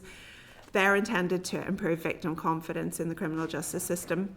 These provisions, both on legal representation for complainants in serious sexual offence cases and for greater regulation of the disclosure process, they're intended to give effect to best practice and ensure that all relevant evidence is made available to the court, whilst also ensuring that the rights of both parties are upheld and protected. The measures in relation to the disclosure application process are based upon existing non-statutory judicial practice guidance. They will ensure that applications by defence for access to material held by third parties, such as counselling records, are specific and will require them to detail the reason why the information that is being sought is relevant to the case. They will also ensure that the complainant receives timely notification about the application so that they can seek their own independent legal advice on their rights. Pre-trial representation for victims in certain circumstances will support victims to defend their right to object to sensitive personal material being disclosed if that's requested by defence. Again, in developing these proposals, we have engaged fully with stakeholders and have considered similar provisions in other jurisdictions in order to develop provisions for Northern Ireland that we believe are effective, appropriate, fair, and will provide clarity for all parties. Turning to the hate crime provisions, Judge Marinan's review into hate crime in Northern Ireland expressed serious concerns that many victims could be discouraged from giving evidence if special measures were not considered and if and if perpetrators, either alleged or otherwise, choose to exercise a right to cross-examine their victims in person. In response, the bill makes provision for hate crime to be added to the list of existing offences, for example, domestic abuse offences, in which there is an automatic eligibility for special measures due to fear and distress, should witnesses in such cases desire such assistance. In addition, the bill also provides that any person who's charged with any offence under the new statutory aggravation model, which is included within the current sentencing bill, will be prohibited from cross-examining the victim of a hate crime in any criminal proceedings. The aim is to provide greater certainty for victims and witnesses that they will not have to face their perpetrator in court. Finally, the bill also makes provision for a legal technical fix in relation to the no-bill procedure to future-proof it against consequential changes as a result of committal reform. The committee is currently considering the Justice Bill, which includes a measure to address a legislative loophole involving cases with charges relating to the death of a child or vulnerable adult. That measure will apply in cases with charges. That measure will apply to avoid the situation where defendants could avoid trial for murder or manslaughter, facing a lesser charge instead.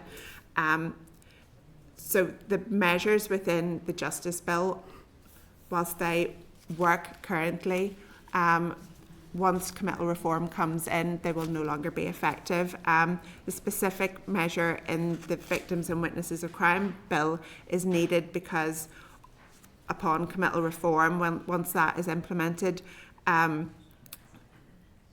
this will result in a no-bill application changing to become an application to dismiss. So this would render the wording that's currently in the Justice Bill provision out of date. So this provision within the Victims and Witnesses Bill is effectively just a rewording in order to ensure that the process is future-proofed for the implementation of committal reform. I just wanted to touch on financial impact. We have considered the costs associated with this bill. We're in the process of finalising a draft business case in relation to the establishment of the Office for the Statutory Commissioner. We anticipate that most of the bill's other provisions will largely be delivered within existing resources. However, these will be subject to ongoing assessment. And we understand that some policy work is ongoing on the hate crime elements to establish any cost impact for those. Any additional identified costs will be subject to a proportionate business case and appropriate approvals. I hope that this has been a helpful overview of the legislative provisions within the bill and also of some of the work that we're doing on the strategy. Thank you for your time. Thank you very much, Julie. I'm going to put it out to members then. Patsy? Yeah, thanks very much indeed. Thank you for your presentation. Could I maybe just bit of an unusual bit that I read in it that there's provision in there for removal of the Commissioner for failure to do their duties. Is there anything that you're anticipating that the rest of us should be aware of? That's, I think, a fairly standard accountability piece. We're not anticipating that, but it is purely about having appropriate governance and accountability arrangements in place. Claire, do you want to? Yeah, it was just. I think it's shared amongst a number of similar legislations that there needs to be a way that if there are performance issues that they could be dealt with. But nothing any more sensitive. And just on that. What's the accountability mechanism, because that's taken us that direction, on performance rates, standards and how the person will be doing their job? Just what is that accountability mechanism, and who basically manages the Commissioner to make sure that in fact they are fulfilling their role? Well, the Commissioner will be an independent role and needs to be independent from government. Yes. They will be required to set out their plan for their role and detail what their work programme is and what they hope to achieve, and also to report on that. So they will be required to produce an annual report on an annual basis. So while they'll be independent, it would be up to a minister to deal with any performance issues that arise. So in terms of performance, that's the way that sits. Is that statute based? Is that set in law? That's for the minister to, if they're at one level independent, In other words, there can be two sides of looking at this. There's one is you have the performance of the commissioner who does his or her job and fulfills it well and all that. And there's at the other side, and they're supposed to be independent. Yes. But at what point does independence cross over into interference by a minister? If it's for the minister to decide what performance-related issues are not being complied with or not coming up to. In other words, independence versus interference. Where do you draw the line? Or what is there a mechanism? Well, I suppose that would be for a minister in their duties to consider what their role is. But it will be against the standard that's set where the commissioner is setting out their work plan, etc. And so it's where there is failure to deliver without good reason. So I think everything ultimately will come down to the reasonableness of it. And I think things like audit, etc., the commissioner will be subject to those kind of governance and accountability measures as well. So it'll be informed by that kind of level of performance against standards that have been set out in advance. That's grand, thank you. Just on that point before I bring in Brian, Patsy's question there about how independent is the independence issue. You'll have a strategy for victims that will be a departmental strategy with action plans. Yeah. But then you could have a commissioner that will set her own strategy, their own strategy, as to how they're going to proceed. What happens if one does violence to the other? What if there's something that commissioner of victims is campaigning on, which the department and the minister disagrees on? The provisions will set out that the commissioner can make recommendations that they need to be considered and responded to. I think for the department and the minister, obviously we would take any recommendation, and any criminal justice organisation would take any recommendation coming from a statutory commissioner really seriously, and would have to have really strong grounds to not comply with those recommendations, and that could include that we don't have the resource to do that, but there would need to be really strong, reasonable rationale for not complying with a recommendation from a statutory commissioner. That said, the draft legislation, the requirement is for consideration and a response. It's not an absolute, you must do everything that the commissioner says. But I think as good practice, any department who's subject to scrutiny by a commissioner will want to be engaging positively, and certainly with the commissioner designate, that has been the approach that we have taken, is to be engaging consistently and constructively, to learn from what the commissioner is seeing in terms of their engagement with victims, in terms of the statutory role, and what the commissioner would be seeing in terms of compliance, etc. So I think the commissioner's there to act as a critical friend, but also to show us where we need to improve, and to show us what best practice is. So I think it's not an absolute that we need to do everything, because I think that would go too far within legislation, but there would need to be really strong rationale for not considering very carefully recommendations that the commissioner makes. It's just you worry about how much of the commissioner can be a champion, if you like, of victims and witnesses of crime, if it's at odds with the government policy of the day.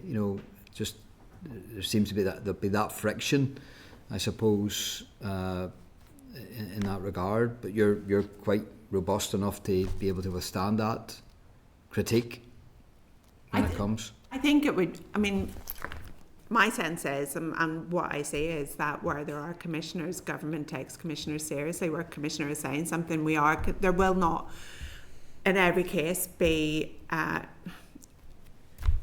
It won't be the case that everything a commissioner says is possible. But but my sense is, as within my role as Director of Victim Support Division, I would be taking seriously what a Commissioner says. I would be giving really strong consideration to what a Commissioner is recommending, and I would be providing advice to the Minister on that basis, taking into account what our resources are, competing priorities, etc. But I would also be engaging with a Commissioner constructively, so that they understand where our pressures are as well, so that their recommendations are informed by what we're experiencing. So I think it has to be that kind of, yes, a Commissioner can be there to hold us to account and say when we're failing, but is also there to help us look to the road ahead and see where we need to go and help us to find that direction. So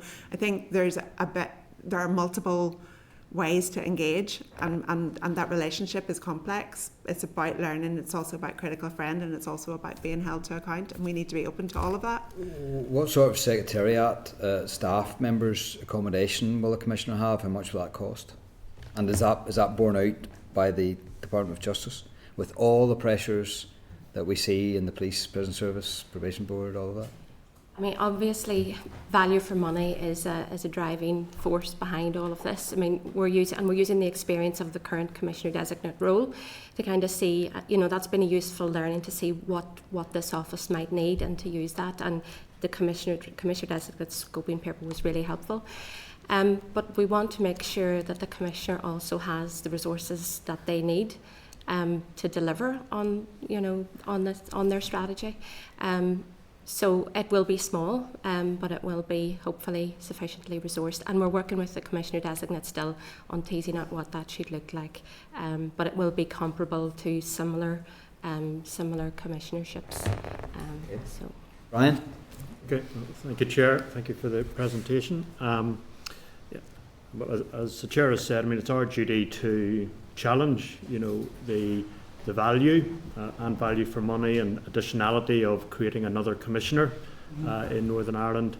And I mean, I note that these exist elsewhere, but Northern Ireland has quite a complicated criminal justice system, number of organisations, and so perhaps you can't, I'm not going to ask you to explain everything, the purpose of the role, but there is currently a designate or a designate Commissioner who's been established presumably without legislation. Is that right?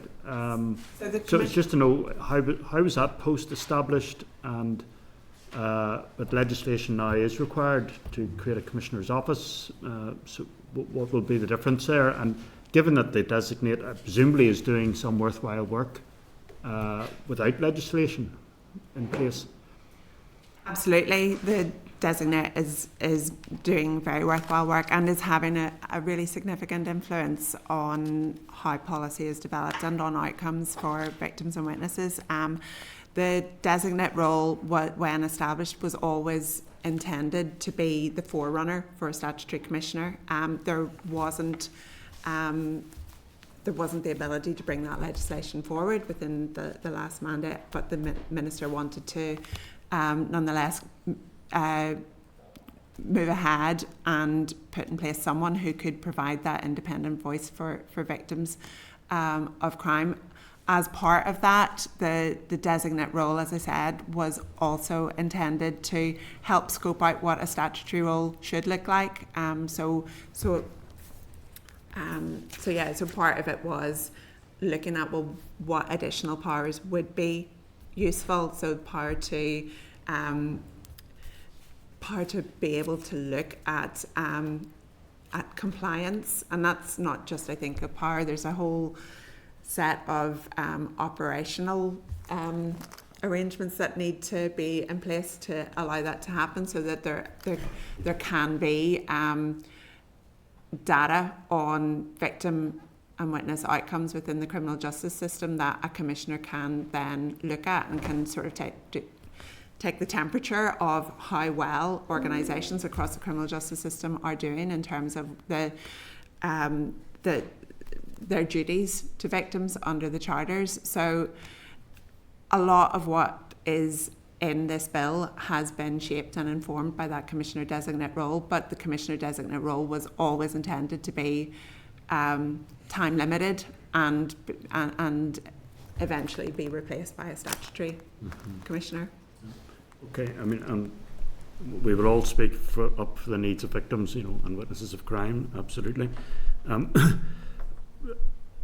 Just wanted to clarify this point. I think you said, pardon me, that the Commissioner's role will not include an appeal mechanism. Is that right? Because I think that might be a cause of confusion. People, if they're dissatisfied with the outcome of a trial as a victim of a crime, and they may want to think they can appeal to the Commissioner.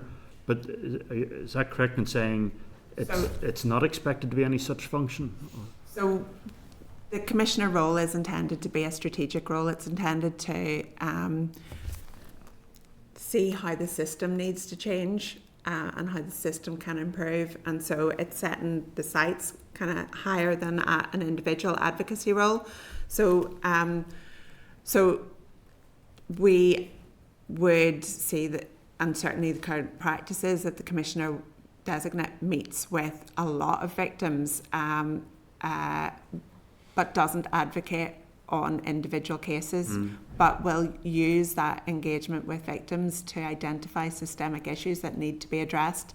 So things like victim personal statements, those have been, you know, raised with the Commissioner, and it's something that she has been working and pushing to influence and shape policy on. So it's about those kind of learning from individual cases and to see what are the specific issues that we need to address rather than intervening on specific cases. Aside from those exceptions that I set out where, and this has been informed by engagement with the Commissioner Designate, where the Commissioner maybe meets with a victim and believes that there are safeguarding concerns, you know, in certain exceptional circumstances, the bill would allow the Commissioner to intervene. But as a rule, that's not the intention. The intention is to be focusing on what are the levers that need to be pulled in order to change the system to deliver better for victims and witnesses as a whole. Is there anything else? I don't think so. No, I think you're covered. Okay, no, that's fine. Thank you, Chair. Connie? Thank you. Thank you for coming in today and for your presentation. I'm also really interested in the work of this Commissioner. I've seen the work that the Commissioner and her office have done so far in policy development, and whether that's engagement through the committee or APGs and briefing papers and even with constituents of my own. And I think the work of her office has been extremely valuable, and I think it's brilliant that we're going to have that on a statutory footing. But I just had a few questions, if you don't mind, around the role. And I noticed from the paper that we have in front of us here that there was maybe some proposals around the remit should be a bit wider than just the criminal justice sector, maybe crossing perhaps into issues that affect other areas like education and health. And could you maybe elaborate a bit more on why it was decided not to give the Commissioner a bit of a wider remit? Yeah, I'll maybe turn to Claire and Deirdre for this. I think that the Commissioner will be able to make recommendations, but the duty to respond and to those recommendations is focused on justice at this time. But Claire, if you want to... Yeah, I mean, it was something that was considered when we were looking at the proposals, and we did a lot of stakeholder engagement about whether the Commissioner's role could extend into education and health in terms of having that kind of being able to make recommendations to them. So the Minister wrote to her executive colleagues and based on the responses back, she decided that there may be a point in the future that role would extend into those other departments and other areas, but for the sake of the rest of this mandate for this bill, that it would be just in relation to criminal justice. But as Julie says, there is scope for the Commissioner to influence and to make recommendations or make suggestions or give advice to anyone or anybody, so that part is there. It's just that there isn't that kind of mandate for action to be taken because it wasn't considered that that would be feasible if the Commissioner is limited to criminal justice. I hope that explains where we arrived at. No, I appreciate that. And thanks for clarifying that. And I think just kind of following up, I mean, there were some other suggestions.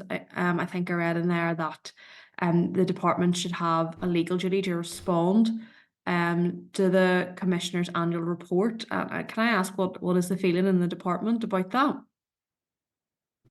The department should be required to respond. The Commissioner can give advice to government. That's been accepted, and I think, as Julie has said, the department would be expected to respond to that.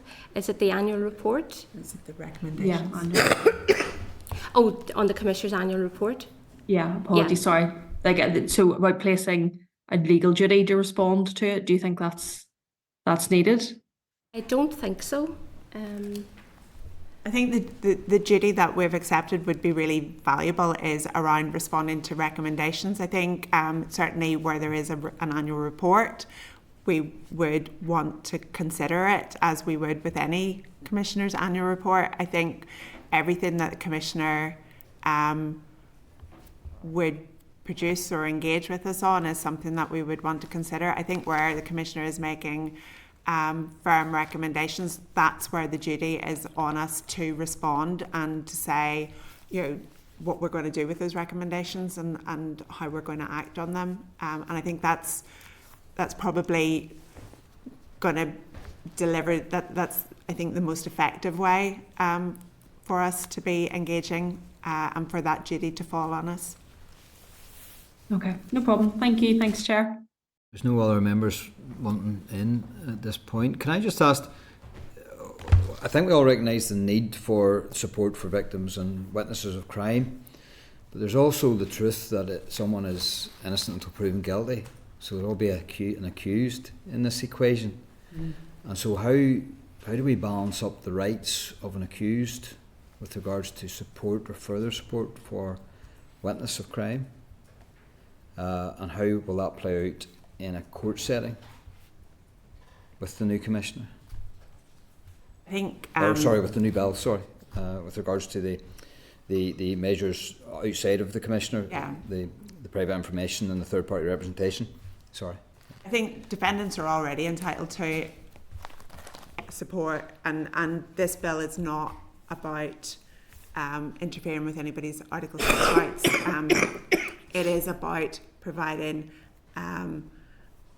it's about safeguarding the Article 8 rights of complainants without compromising in any way the Article 6 rights of the defendant. And it is, I said, it flows from parts of it flow from the Gillen Review, and it's about, I think, in recognition that particularly in serious sexual offence cases, the experience of complainants and witnesses in those cases is particularly challenging.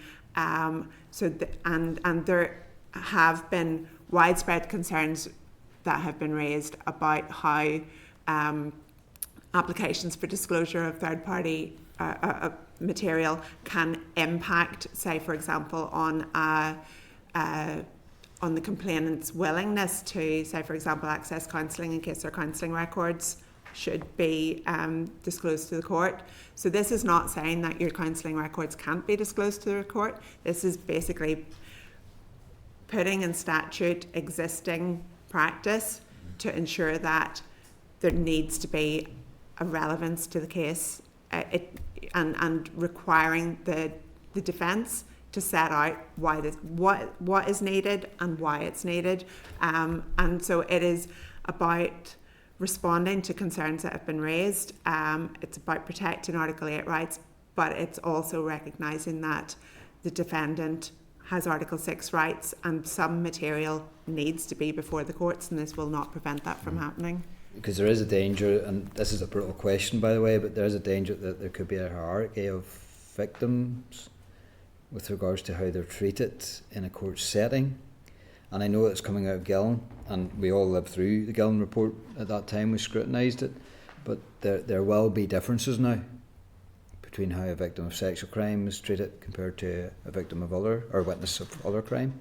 I think it is recognising the very personal nature of sexual crime and the very sensitive nature of the types of information that are sought in sexual offences. And it is not saying that there will not be some cases where that information does need to be provided for the court, and it allows for that to happen. But it is recognising that it is very difficult for complainants in sexual offence cases to go through the trial process. Who decides that? Who decides whether that should be relevant? Is that a Crown Court judge? It will be. So the application is made to the judge, and this sets out what is required, what information is required as part of that application. Yes, and ultimately the judge will do that balancing of rights and will make sure that, you know, all rights are protected. So that's the ultimate kind of choice about balancing. Okay. And it is putting in statute what is already in a practice direction. So it should be existing practice. Okay, thank you. Ciara? Just a quick one. It's just in relation to the mandatory publication of the statistics, and which is great to see, because the more informed we are with the data. Could you just let me know what organisations within the criminal justice system, or is it all, that would need to fall within the scope of that? And secondly, obviously I'm conscious that, and it's great to see too regarding the victim's charter, that there's an accountability there, but we do know there is like a 56-day set to return that information. What's it been like elsewhere in England, etc., with regards to organisations being able to provide that information? Have you looked into what resources may be required within the organisations here in the north in the criminal justice system? Are they up for it? Have they got just clarity just around that, the whole information and the data that the organisations would need to provide? And there is a separate piece of work which is really related to this, which is looking at and working with the Commissioner designate to look at what information should be reported on, and then there needs to be data capture and reporting arrangements in place to support delivery of this bit of legislation. Do you want to say a bit more about that? Yes, so there's a victim data working group, and that was really on the basis that we don't have that, you know, cross-sectional data of a victim from beginning to end. But we're really using this work to kind of prepare organisations to get ready to be able to respond to that requirement in the statute that they need to provide, you know, the victim data on compliance with the Charter. So the work that we're doing is based on those metrics, based on the Victim Charter, and basically every interaction with a victim and witness and every kind of responsibility, and we're trying to build up that picture of what's available and what's missing, and how we can, you know, have this, you know, overview of a victim's journey from beginning to end at every stage. So, you know, the administrative work we're doing now will hopefully pay dividends once the statute comes in. Is it all organisations? Is there ones exempt? And is there any challenges? They're all on Does board. any of them They're all on perceive board. any challenges? It's a very wide-ranging working group. So it's all of the criminal justice agencies. It's the victim support, NSPCC. So we're doing all of that. So, yeah. Well, thank you. No problem. Thank you. Okay, there are no further questions from any of the members, so just want to thank you for your time here and your evidence today. Thank you, and we look forward to seeing the bill scrutinising. Thank you. Thank you. Thank Okay, you. thank you. Okay, any member want to raise anything there just from that session, or are we content to move on at this stage? Okay, Ciara? It'll be pertinent just maybe the questions that were raised within our pack, maybe if we can forward them. Yeah, I think most of them were covered, to be fair. A good lot of them was covered, one way or the other. Any that weren't, maybe. Any that weren't, just we can pass on. Yeah, absolutely. Happy enough with that. Okay, agenda item number 6 then is the Justice Bill written papers. 6.1, response regarding the Justice Bill call for evidence. Refer members to page 219 of the pack and page 12 of the table pack, which contains further correspondence from an individual regarding the response to the committee's Justice Bill call for evidence. Can I inform members that the individual has requested that they be allowed to amend and add further information into the original submission in order to augment its effectiveness? Can I ask members if they are content to note the paper and allow the individual to amend their original submission? Agreed? Agenda item number 6.2, Justice Bill request for further information table. Refer members to pages 220 to 253 of the meeting pack, which contains a document prepared by the committee team to track committee requests and responses received in respect of the Justice Bill. And I certainly will find this very helpful in the coming days. I seek members' agreement to note the list of requests and responses. Agreed. Item 6.3, Justice Bill reprint. So you'll note you're not seeing double, but I refer members to page 15 to 16 of the table pack for the relevant paper. Can I remind members that committee staff advised during last week's planning meeting that it had been necessary to reprint the Justice Bill as there had been moved into a new bill software. A copy of the reprinted bill has been circulated to members today or will be delivered to the office of those attending the meeting virtually. As the reprint resulted in changes to some page or line numbers, it was also necessary for the proposed departmental amendments to be revised. So please note that if you're carrying about old amendments, the department has provided updated versions of the proposed amendments which reflect these changes to the reprinted version of the bill. So no changes have been made to the substance of the amendments, so the text remains otherwise untouched. A copy of the revised amendments has not therefore been tabled today, but they will be updated on the committee's web page and in members' bill folders. Can I ask members if they are content to note the correspondence from the department? Yeah, okay. Agenda item number 7, the SL1 on the damages for bereavement variation of some order Northern Ireland 2025. Refer members to pages 255 to 263 of the meeting pack.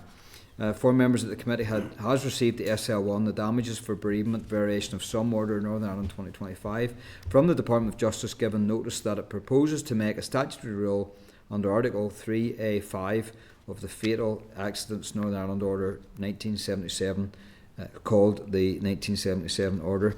The rule will be subject to the negative resolution procedure.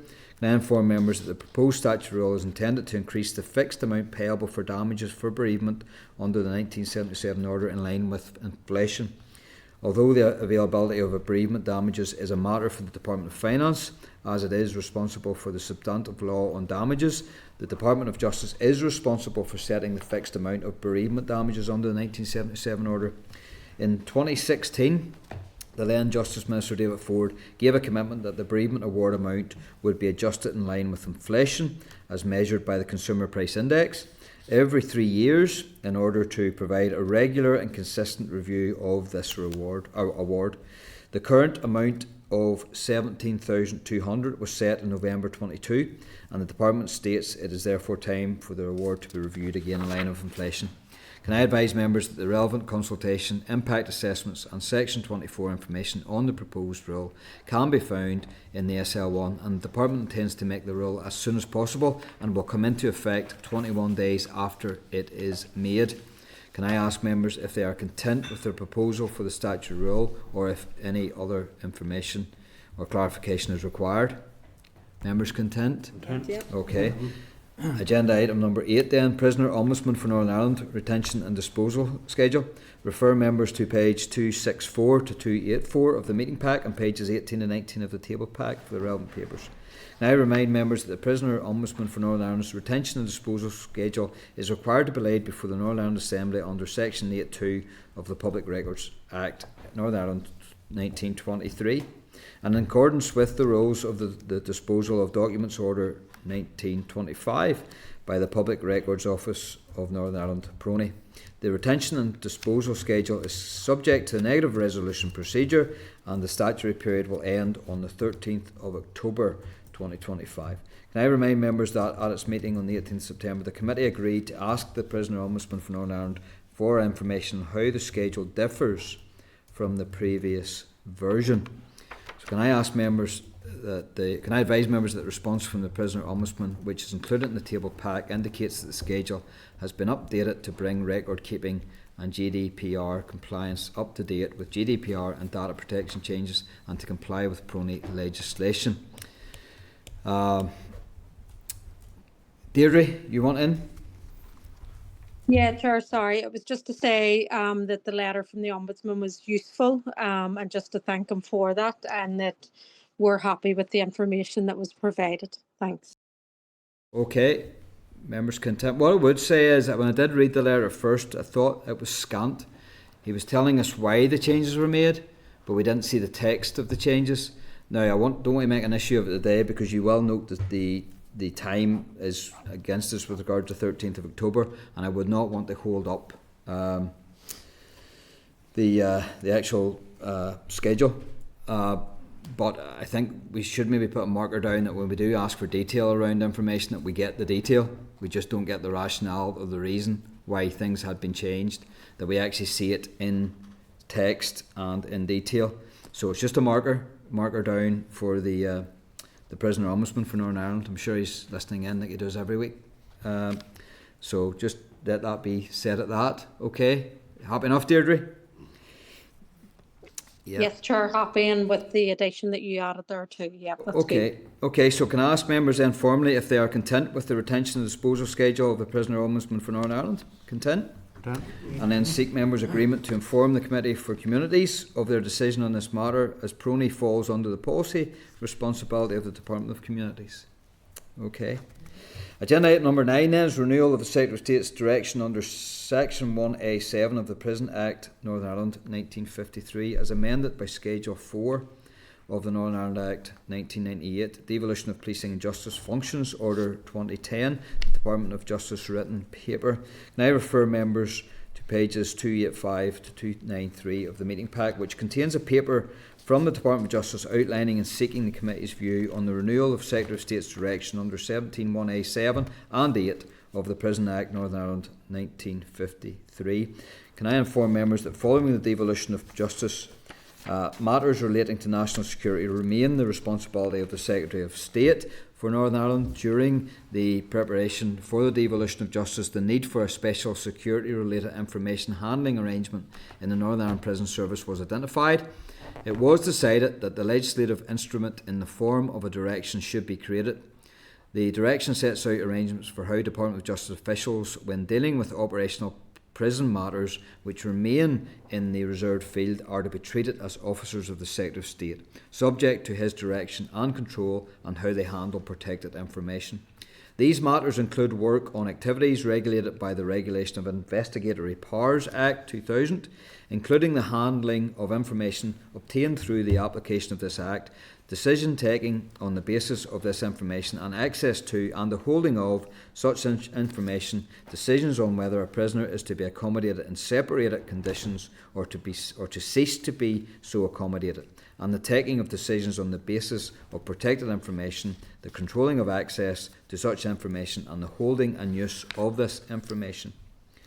Can I inform members that the direction is renewed on an annual basis, with the current direction running until the 27th of November.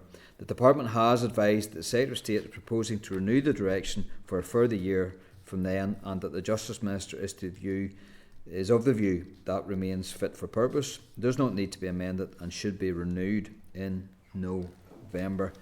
Deirdre? Yeah, thanks very much, Chair. It's just 3 queries I have that I would like just some more information on. So I know it talks about officers working obviously within the reserved field, but it talks about operational prison matters. So I would like to get more detail on what those operational prison matters are. I would like to understand how many prison officers then fall under this remit, in terms of the service overall. And then I just had a query around, we just had there about the prison ombudsman. So just really the accountability structures for those that are working under this procedure. Are they still accountable to the prison ombudsman if a complaint was made, or is it a different mechanism? And if so, what is that? So it's just around those 3 areas I would like additional information on. Okay. Thanks. Deirdre, the staff I'm sure has picked that up. They're writing furiously here, both sides of me. Any other members want to raise any concerns, queries at this stage while we're on it? Brian? I mean, just my understanding of how that's worded is it's the same official. It just depends on what the work task is, you know. So at times they'll be working under the direction of the Minister, but on these certain matters, the responsibility lies with the Secretary of State. So I don't think it's like there's certain officers who only report to the Secretary of State. I think it's just relating to the work task. Yeah, no, I understand. Thanks for that, Brian. Okay, seek members' view on whether they're content, or again, we'll ask for more questions, and we're happy to do that as a committee. So we'll wait then, we'll reserve judgment on that until we get those queries raised, if we have time on that. Agenda item number 10 then, miscarriage of justice compensation payment, saved living expenses, Department of Justice written paper. Refer members to pages 294 to 298 of the meeting pack for the relevant papers. Can I advise members that the Department of Justice has a statutory responsibility under section 133 of the Criminal Justice Act 1988 to pay compensation in respect of miscarriage of justice in cases where applicants are able to conclusively demonstrate their innocence, or where a new or newly discovered fact so undermines the evidence in a case that no reasonable jury could possibly convict. The amount of compensation awarded is determined by an independent assessor appointed by the Department.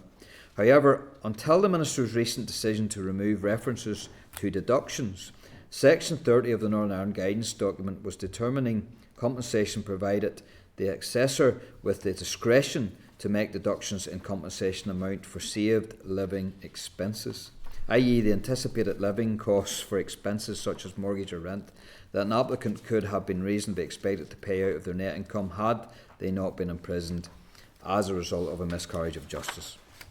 Can I advise members that the change in policy to remove references to deductions from miscarriage of justice compensation payments for saved living expenses from the guidance for assessors of compensation for the miscarriage of justice was brought into force in England and Wales in August 2023 by the then Lord Chancellor and Minister of Justice.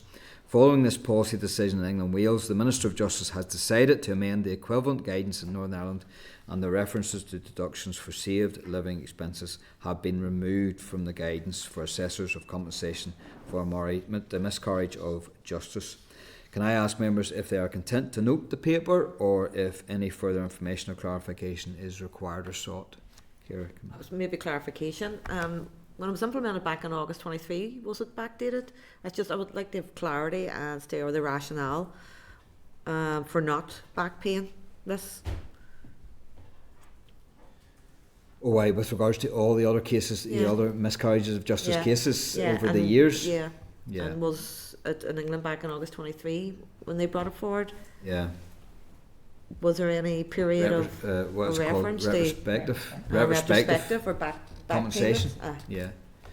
Yeah, if that was the case in England and Wales, and if that is the case then going to be here. I doubt it, mind you, but we can certainly ask the question. So whether it was retrospective for those whose claims were already settled? Yes. Yeah. Mm-hmm. And just the rationale why it isn't. Yeah. Okay, members content then to seek that clarification?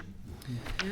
Okay, agenda item number 11 then is correspondence. Can I inform members that there is a correspondence memo and 11 items of correspondence at pages 300 to 496 of the meeting pack. Can I advise members that I will draw their attention to 3 of the items, and they will then have an opportunity to comment on any other items of correspondence that has a particular interest to them. Can I refer you to pages 349 to 421 of the meeting pack? Item 11.6, which contains correspondence from the Department of Finance forwarded to the statutory committees for the Finance Committee regarding a delay to the introduction of the Cybersecurity and Resilience Network and Information Systems Bill and associated legislative consent, and the paper from the Department of Finance notifying the Finance Committee that the Public Office Accountability Bill, known as the Hillsborough Law, was introduced in Parliament on the 16th of April, and that is the bill I'm declaring an interest on, members, the Public Office Accountability Bill, known as the Hillsborough Law. And why I'm declaring that interest is because I am going through a consultation presently on a private member's bill for the individual duty of candour in the healthcare setting here in Northern Ireland. So I just want to put that on record. With regard to the Hillsborough Law, the Finance Minister has indicated that he is not yet bringing forward a legislative consent memorandum before an assessment of the impact of the bill has introduced and the Executive's consideration given the cross-cutting nature of the bill. However, the correspondence does contain a detailed breakdown of the bill along with an indication of which parts DOF believe will extend to Northern Ireland. Can I seek members' agreement to forward the paper on the Hillsborough Law to the Department of Justice and ask the Department for an overview of the provisions the bill that may be extended here, which fall within its remit. Agreed? Yeah? Deirdre? Yeah, sorry, Chair. It was just 2 items. I was going to pick up on this issue as well, just to say that it is an important area of work, as you say, and it is cross-cutting. So I would be keen, I mean, obviously, to hear back from the department on if any of this legislation impacts on justice, but just to be kept update on this bill as well, because it is a significant piece of work. I have another item as well, but I can wait. It's 11.6, Chair. I can wait until you get to that if you want. Okay, no, go now, Deirdre. Go now. Apologies, sorry. It was 11.5. It was the crime and policing bill. Yep, And go on ahead. we considered this as the LCM. It was just obviously the correspondence. It was concerning the Human Rights Commission who engaged, and it was a letter obviously to the House of Lords. And it was just where the Human Rights Commission said that they were concerned that the Human Rights Memorandum or the impact assessments that they didn't believe considered compliance with the Windsor Framework. So I would be keen, even if this correspondence can be shared with that relevant committee here, just so that they're aware of it. And then I would also be keen to hear the Department of Justice response, because obviously there's going to potentially be a second LCM for us. And we have been raising issues around the human rights. So just if they have a view or an assessment on this piece of correspondence as well. Thank you. Okay, members, officials happy enough? Yeah. Yeah, just to point out that because they're reserved matters, they actually won't form part of the second LCM. But certainly we can ask the department for its views on those. Okay, happy enough, Deirdre? Content with that? Yeah, that's fine. Thank you. Okay, thank you. Item number 11.9. Refer members to page 448 to 453 of the meeting pack, which contains correspondence from an individual regarding a personal matter. Can I remind members that the committee has previously agreed to respond to prior correspondence from the individual stating that it does not get involved in individual complaints or cases. However, the individual has responded with their view that the matter concerns systemic issues within the justice system. Can I inform members that a number of the matters referred to within the correspondence appear outside the remit of the Department of Justice? And can I seek members' agreement to advise the individual of this, and that the committee has a busy work programme and is unable to pursue any matters that might be relevant to the Department's remit? Sure. I would suggest that too, because clearly even item number 1, that's DFI. The PAC, that's presume the Executive Office. So, and I just don't know what's even meant by item number 3 and item number 4. I just don't know what's meant by that at all. Maybe it's just I'm a wee bit slow on it. Yeah. Okay. So some of these, that's not to say that there aren't relevant issues there. There are, and I'm well aware of the issues about the mining up in Greencastle and area. But I think maybe he sent this to the wrong committee. Yeah. Or committees. Yeah. Well, I'm happy enough to leave it there. Okay. Yep. Item 11.12, I think. Refer members to pages 493. 11.11. Sorry, 11.11. Refer members to pages 493 to 496 of the meeting pack, which contains correspondence from an individual. Personal, have I read that? Maybe I'm not the right one. Just repetition. Remind members that the committee has previously agreed to respond to prior correspondence from an individual stating that it does not get involved in individual complaints or cases. Can I seek members' agreement to again advise that the committee is unable to intervene in or investigate or adjudicate on individual cases? Members agreed? Agreed. Okay, I ask members then whether they are content to note the other items of correspondence as set out in the correspondence memo, or whether there are any other comments to be made from any members before moving on. Content, everyone? Okay, agenda item number 12 then is forward work programme. Item 12.1, committee draft forward work programme. Advise members that the committee draft committee forward work programme is at pages 498 to 503 of the meeting pack. Seek members' agreement to the forward work programme. Okay, members agreed? Agreed. Item number 12.2, the Non-Ireland Judicial Appointments Commission. invitation to information session for the Executive Office Committee and Justice Committee with NIJAC. Can I refer members to page 504 to 505 of the meeting pack? Can I inform members that the Chief Executive of the Northern Ireland Judicial Appointments Commission has invited members of this committee and the Committee of the Executive Office to an information session with NIJAC at its premises in the Headline Building on Monday the 17th of November 2025 at 9:30 a.m. That's a Monday. Individual invitations were circulated directly to members yesterday. The session is extended to provide an opportunity to further understand the work of the Commission, its achievements in the 20 years since the inception of NIJAC, and the future challenges facing recruitment to the judiciary. Can I ask members to notify committee staff if they are available to attend at that date and time? Not necessarily here now, but just whenever you can. Members content to move on? Can I inform members that the photo of the committee currently posted on the committee's webpage is now out of date, and would wish to propose an updated photograph reflecting the committee's current membership, and if that could be taken at the start of next week's meeting so the webpage can be updated. So book in your haircuts now, folks. Okay, members, happy enough? Are you happy enough for that? Yeah? You're probably the most photographed person on this committee. I think. Agenda item number 13 then is Chairperson's Business. 13.1, Queen's University Belfast, invitation to Chairperson and Deputy Chairperson to AI and the Future of Work. Lord David Willits and the panel event. Can I refer members to page 507 to 508 of the meeting pack? Can I inform members that Queen's University has written to me inviting me and the Deputy Chair to an event taking place in Riddle Hall on Wednesday the 22nd of October, which explores IA and the future of work. Unfortunately, I won't be able to attend that, but just it's been notified to the members. Can I ask members then to note the invitations? Okay. So item 13.2 then is Victim Support NI, the invite to Hate Crime Awareness Week event. Refer members to pages 509 to 511 of the meeting pack for the relevant papers. Can I inform members that Victim Support NI has invited the committee to its annual Hate Crime Awareness Week event on the afternoon of 16th of October as part of its ongoing We Stand Together campaign. A draft agenda for the event is at pages 510 of the meeting pack. Can I advise members that regrettably the event falls on a Thursday afternoon, and the committee has scheduled several items of business, including oral evidence on restorative justice on this date.